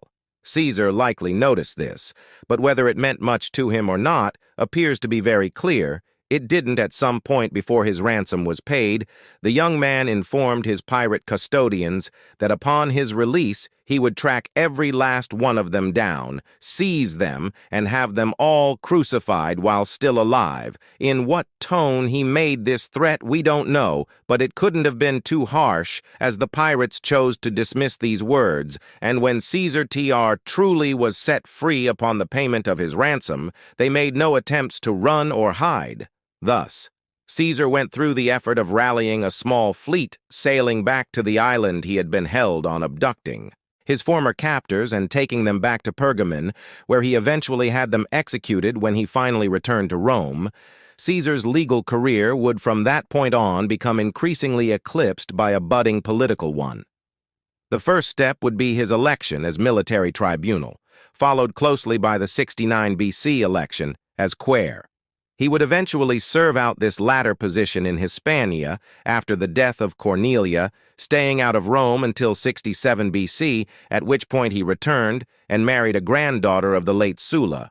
Over the next 5 years, Caesar would earn the titles of Culla Ide Ponteix, Maximus, and Praetor. He would next become Praetor over Hispania, Ulterior. As his relevancy, respectability, and power grew, now styled Imperator as of 60 BC, by his soldiers, Caesar was left with a difficult position: stay in the army and receive a triumph ceremony from the Senate, or lay down his arms and run for consul, as he had already hoped to do. The seasoned lawyer, soldier, and now politician would eventually choose the latter. The election process was distasteful and thronged with corruption. But nevertheless, Caesar found a way to come out on top. He and Marcus Babus would begin their consulships in 59 BC. It was during this stint as Consul of Rome that Caesar's secret alliance with the likes of Marcus Laenas Crus and Gnaeus Pompeo Magnus would become public knowledge previously. Caesar himself had built a relationship with both men, yet the two had been long at odds with one another. This led Caesar to attempts to mediate a reconciliation between the two that would in fact go quite well. The culmination of these efforts was the formation of the first triumvirate, an initially secret alliance between these three men.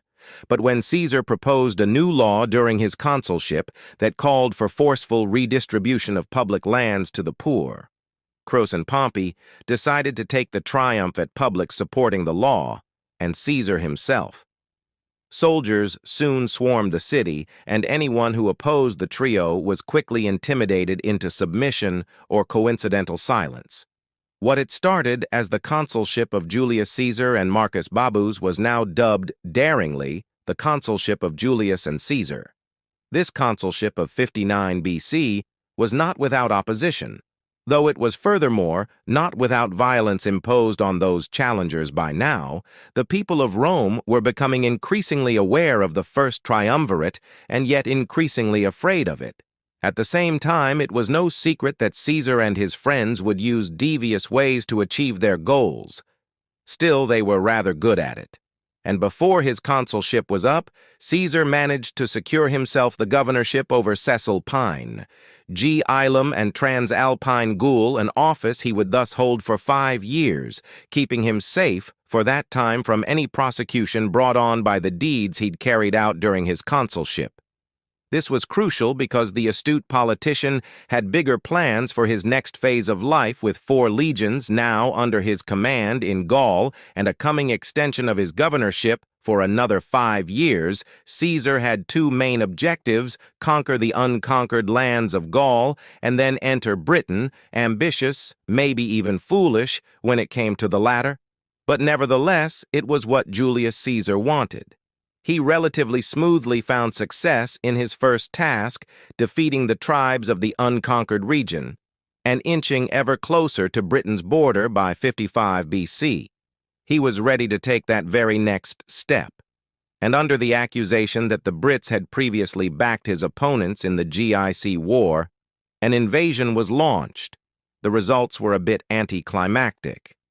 Caesar was ill-prepared and ill-informed, causing him to first have to pull back into Gaul before again relaunching his fruitless campaign. He would return to Gaul again after achieving more than the first time, but still nothing significant with the Gauls now in revolt. Caesar would be unable to return to Britain as he turned his attention back to his governorship, despite valiant efforts from the GS, and one chieftain in particular. The Romans would be successful once more at putting down their opponents and claiming the rest of the Gaul territory. Bordering Caesar's, the GS were simply too disunified and unprepared to best their invaders, despite Caesar's forces not technically being all that stronger. Either way, Caesar was lucky, as now he needed to turn his attention to whether or not he could even maintain enough support back home to remain in Gaul.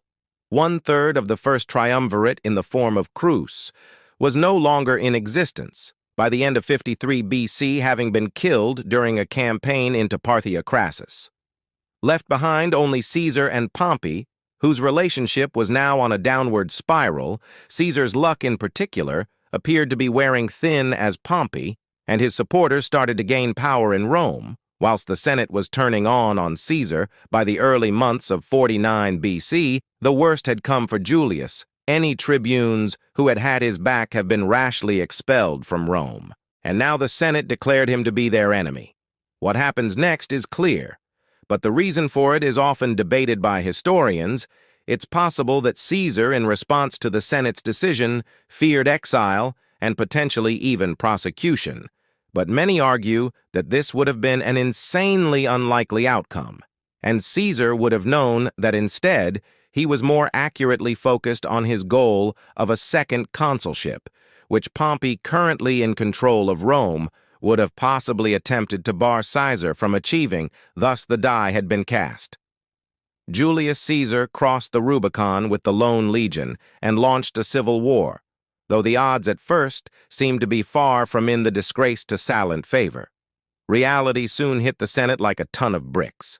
The people of Rome cared not to defend their morally questionable politicians, and the men who had fought alongside Caesar under multiple legions were quick to support their comrade, realizing the gravity of their mistakes.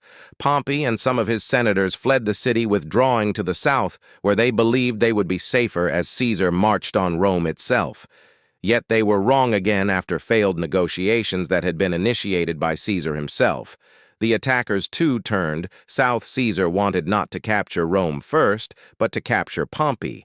The subsequent timeline of events saw Pompey flee for Greece, Caesar head off for Hispania, while an ally, Mark Antony, remained in Italy on his behalf, followed by multiple clashes between the forces of Caesar and Pompey. Scores of soldiers were now flocking to Caesar's side, as legion after legion joined his ranks. Pompey was soon fleeing for Egypt, where Caesar readily followed him. To what he intended to do with his now former ally is unknown. But what is documented is his immense dissatisfaction when he was informed of Pompey's assassination at the hands of Egypt's king. Ptolemy XIII's men. Ptolemy had hoped to make a good impression on the Roman, but it seems that exactly the opposite occurred, and Caesar had instead taken a liking to the king's sister Cleopatra.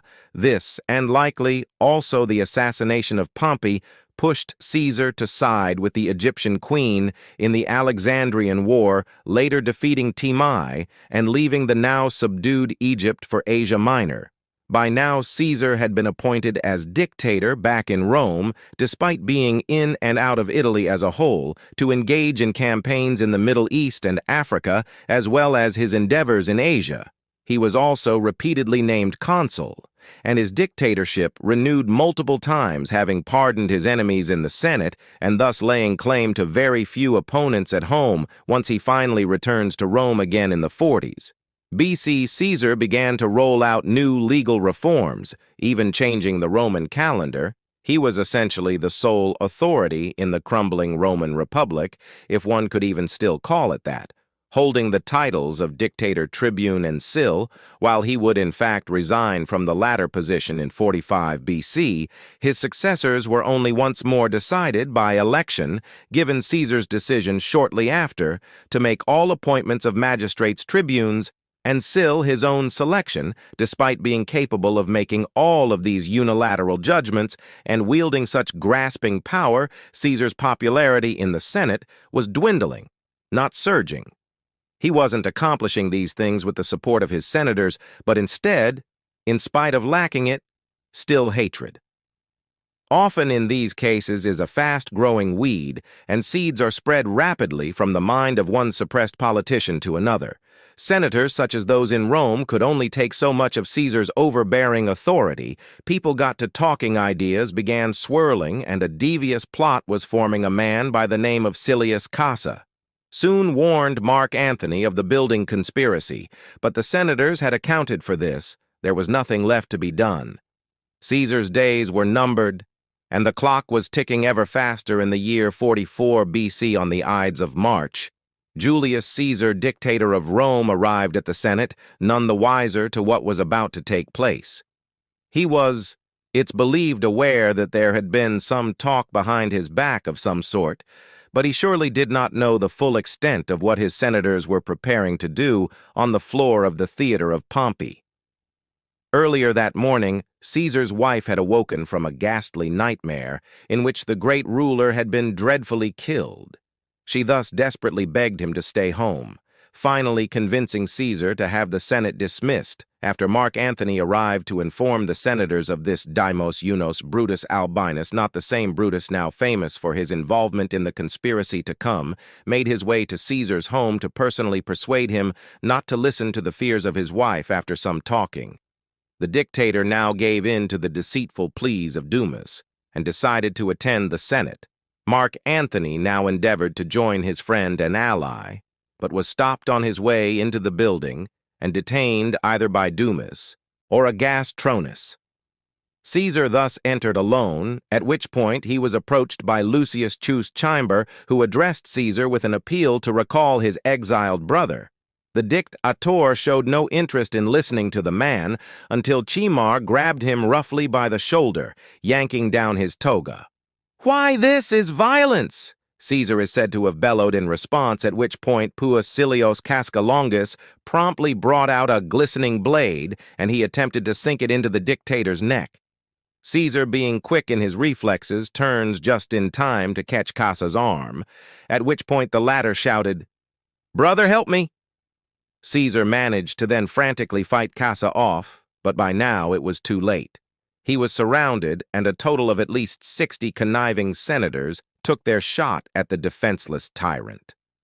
For the first few moments, Julius Caesar hopelessly attempted to free himself from the mob, but he soon stumbled to the floor, where he then lay powerless, less covered in his own blood, and by the end perforated by 23 stab wounds. It was later stated that the mighty and esteemed Roman's cruel death had come from the loss of blood, with the vast majority of his wounds not having been fatal on their own, and so the great ruler of Rome, Gus Julius Caesar, bled out on the steps of the Cura of Pompey. His body left there to drain for hours by his killers, the senators, after finishing the deed, paraded through the city, declaring the newfound freedom of the Romans from Caesar's hold, anticipating to be met with elation and gratitude from the citizenry. They were instead met with silence and rage. The immediate aftermath of the killing was chaotic. Mark Antony had fled in fear of his own life. Angry citizens set fire to the Senate House. What would come next for the government was uncertain and would need to be quickly resolved. But one thing was beyond doubt. This was the end of the Roman Republic. With Caesar, it had died on those stairs only days after his ally had been assassinated. Mark Antony returns to Rome. He hopes to quickly stabilize the government by negotiating with the killers and wielding the fury of the mourning of the citizenry as a weapon against them. Antony was very likely hoping to take control of Rome himself, having been unaware that prior to his death, Caesar had in his will named his grandnephew Gaius Octavius as his one and only heir. Ironically, it was also decided that if Octavia, a rather sickly young boy, were to die before Caesar, Dimos Eunice Brutus Albinos would be the replacement. Heir still not Mark Antony. The death of the great dictator. Julius Caesar had quite dramatically hammered the final nail into the coffin of the Roman Republic. Its fate had been sealed, but there was still much to be done before it would officially be laid to rest. Mark Antony still serving as consul, yet now aware that he had failed to earn the place as Caesar's chosen heir, was working tirelessly to cement his own power and sway in the developing situation. He had somehow managed to nominally snag for himself the governorships of Calpine and Transalpine Gaul, and played the ringleader in the effort to put a leash on the conspirators and their supporters. This was easier to do than one might expect, given the fact that as a result of Caesar's murder, the dictatorship he had held was abolished, giving his heir Octavian little to claim. Nevertheless, neither of the men was keen to cooperate, nor see the other gain any kind of upper hand, and thus war began. The first signs of warfare approaching came at the end of 44 BC, when Mark Antony journeyed to the city of Mutina with the goal of taking Cisalpine Gaul by military force. This was necessary due to the fact that the region's current governor, Dumas Eunice Brutus Albinos, one of Julius Caesar's killers, was unwilling to accept the law that Antony had earlier passed, which would have given him the two governorships in GA. His law was seen as wildly illegal, and thus Brutus was determined to fight it. Antony subsequently laid siege to Mutina, quite possibly severing the final positive ties he had left with the Roman Senate. They now responded to the treacherous siege by sending the New Year's consuls Aulus Herius and Gaius Vibius Pansa, alongside Octavian himself, to defend the governor. The Senate's plan worked as Antony and his men were forced to defend themselves against the approaching armies. The siege of Mutina softened. Both consuls would end up dead, but the siege would be lifted after Herius and Octavian attacked Antony's camp, scaring him into believing another assault would come soon. That, however, was the full extent of the Senate's victory. Octavian, furthermore, was now no longer willing to work with his uncle's killer, and Brutus was convinced to abandon his post.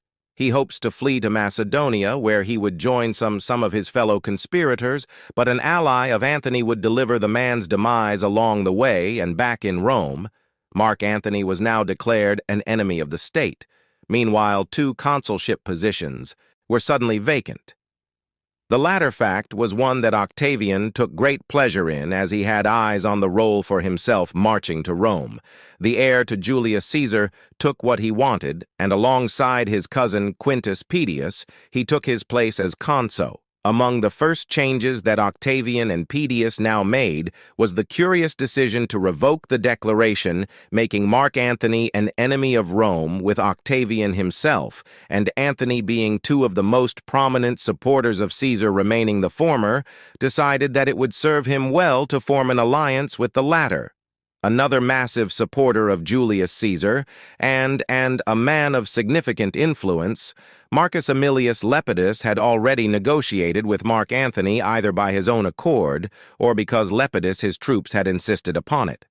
Likewise, all of those forces who supported Caesar were now pressuring Octavian to do the same, and thus, after meeting with the other men, Caesar's heir Mark Antony and Marcus Aemilius Lepidus entered into what is now known as the Second Triumvirate. This new friendship of sorts was solidified with the passage of the Lex Tisia, modeled after Sulla's Lex Valeria. and granted the triumvir political and legal powers that outshined that of the consuls, the trio would also walk back on earlier agreements to let those who conspired against Julius Caesar off the hook and in a violent turnaround had hundreds executed further.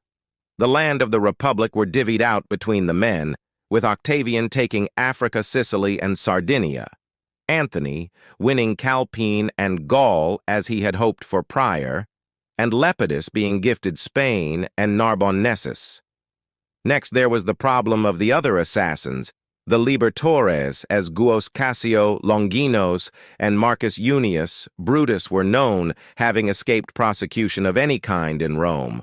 Cassius and Brutus had fled east, where they were attempting to take control of all eastern Roman territories, whilst the triumphs were in the west as 42 BC rolled around.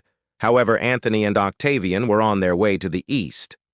The Liberator Civil War officially began with the Battle of Philippi as the fall leaves began to turn. Mark Antony came face to face with Cassus Longus, while Brutus and Octavian squared off the fight between Caesar's heir and friends-turned-killer seems like a fair match, and there fails to be one side with a clear advantage. Quite contrary to the clash between the forces of Antony and Cassus, the Caesarian beat down his opponent, but Cassus managed to initially escape the battle alive. Despite the truth being far different, Cassus had then heard that his ally had been routed, and in dramatic fashion, he reacted to the false news by taking his own life now alone in the fight.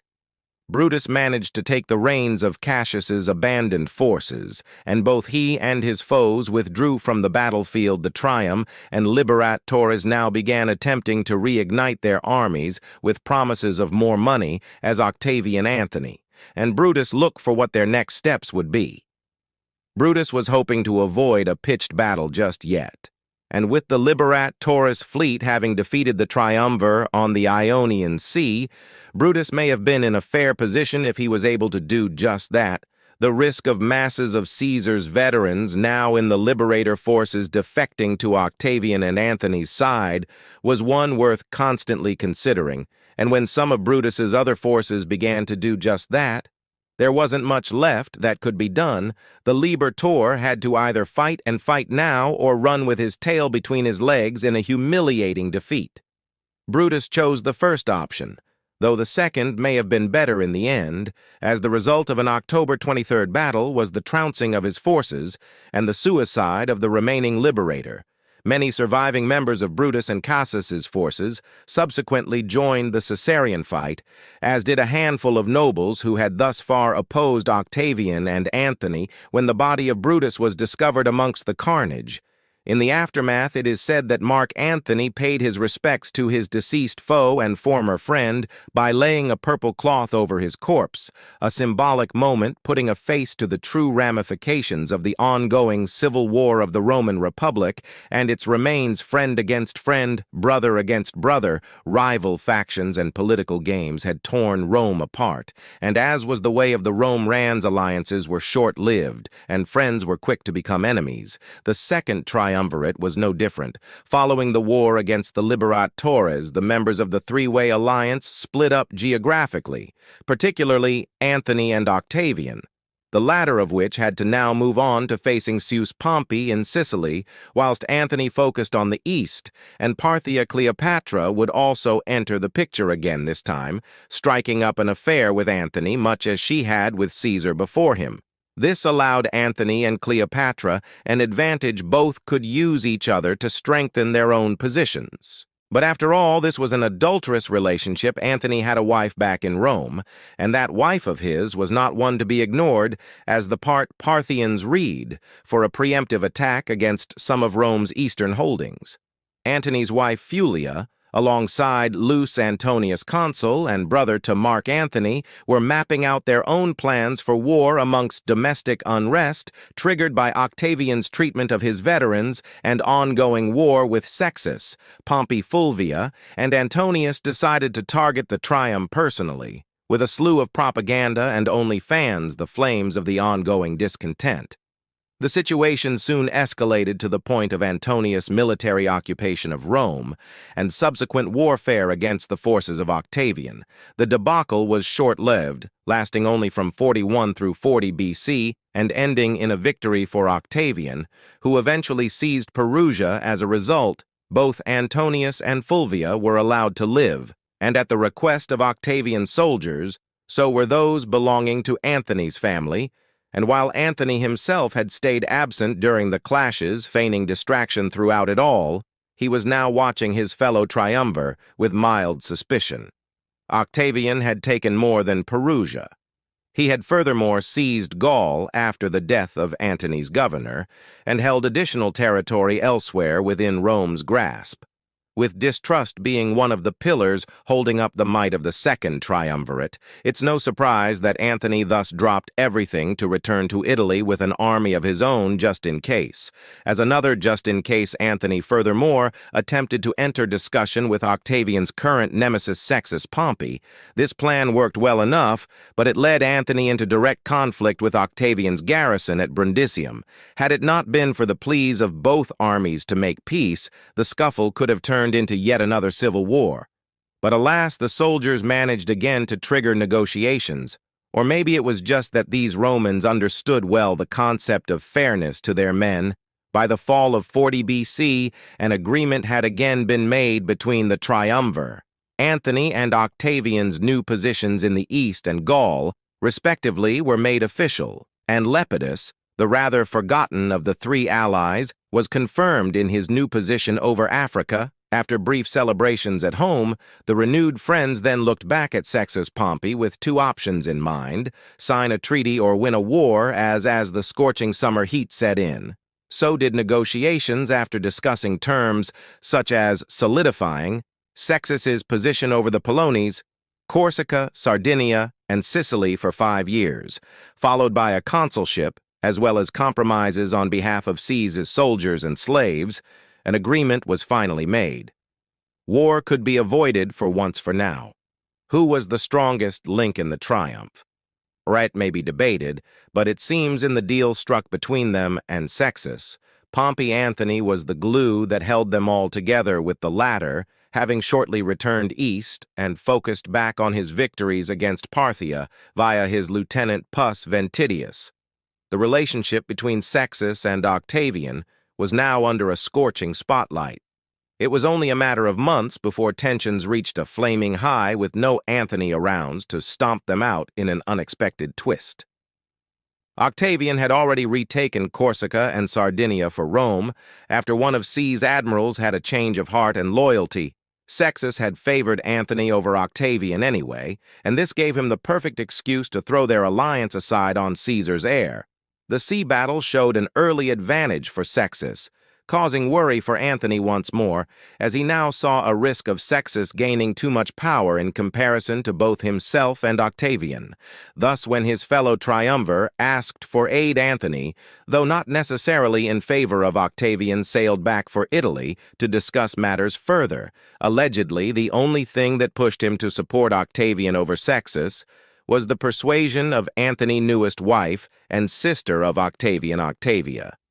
Despite Antony's resistance, the triumvirate was again renewed now more officially, and it was agreed that the deal made earlier with Sextus was no longer on the table. It was time for war, and Antony would support Octavian militarily.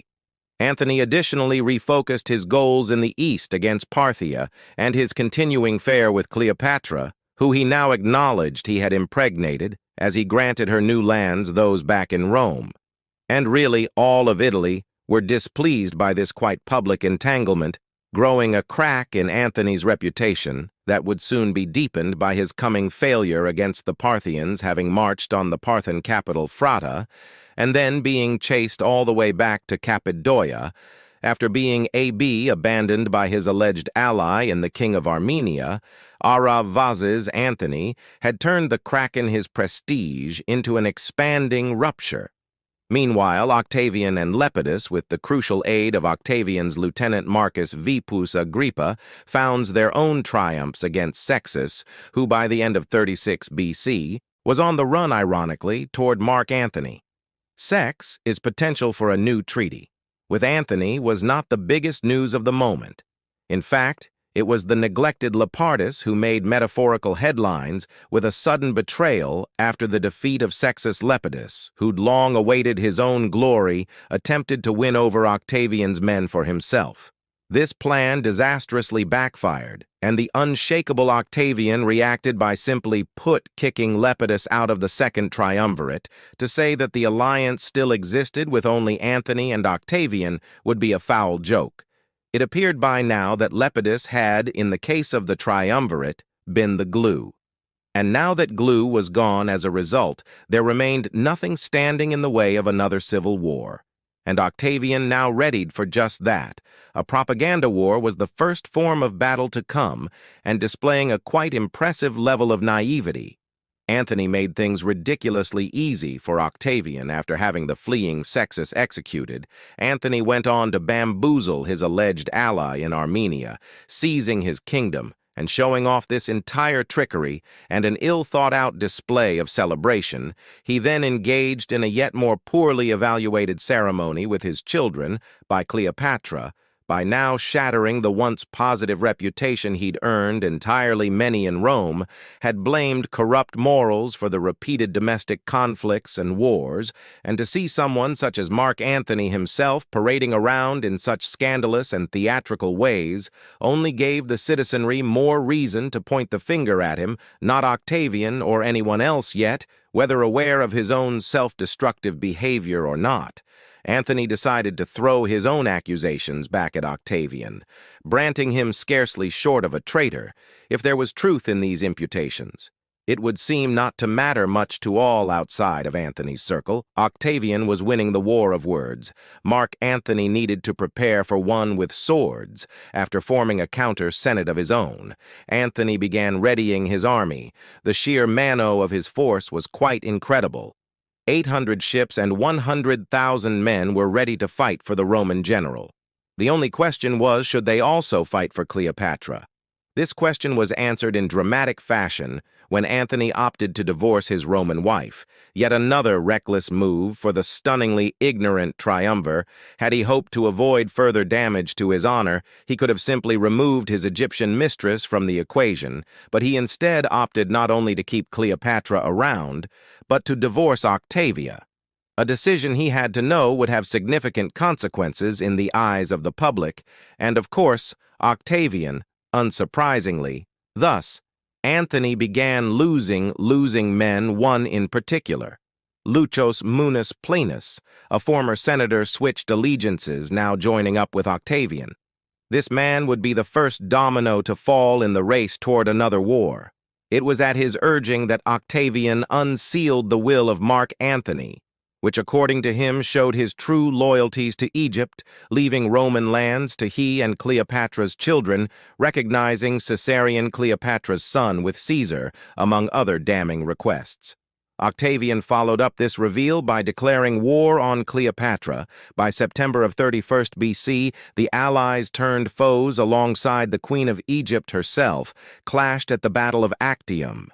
The battle on the Ionian Sea saw a fairly even force on either side leading up to the final clash. Those on the side of Octavian had been repeatedly harassing the Greek coast as they waited to coax Antony and Cleopatra into true battle.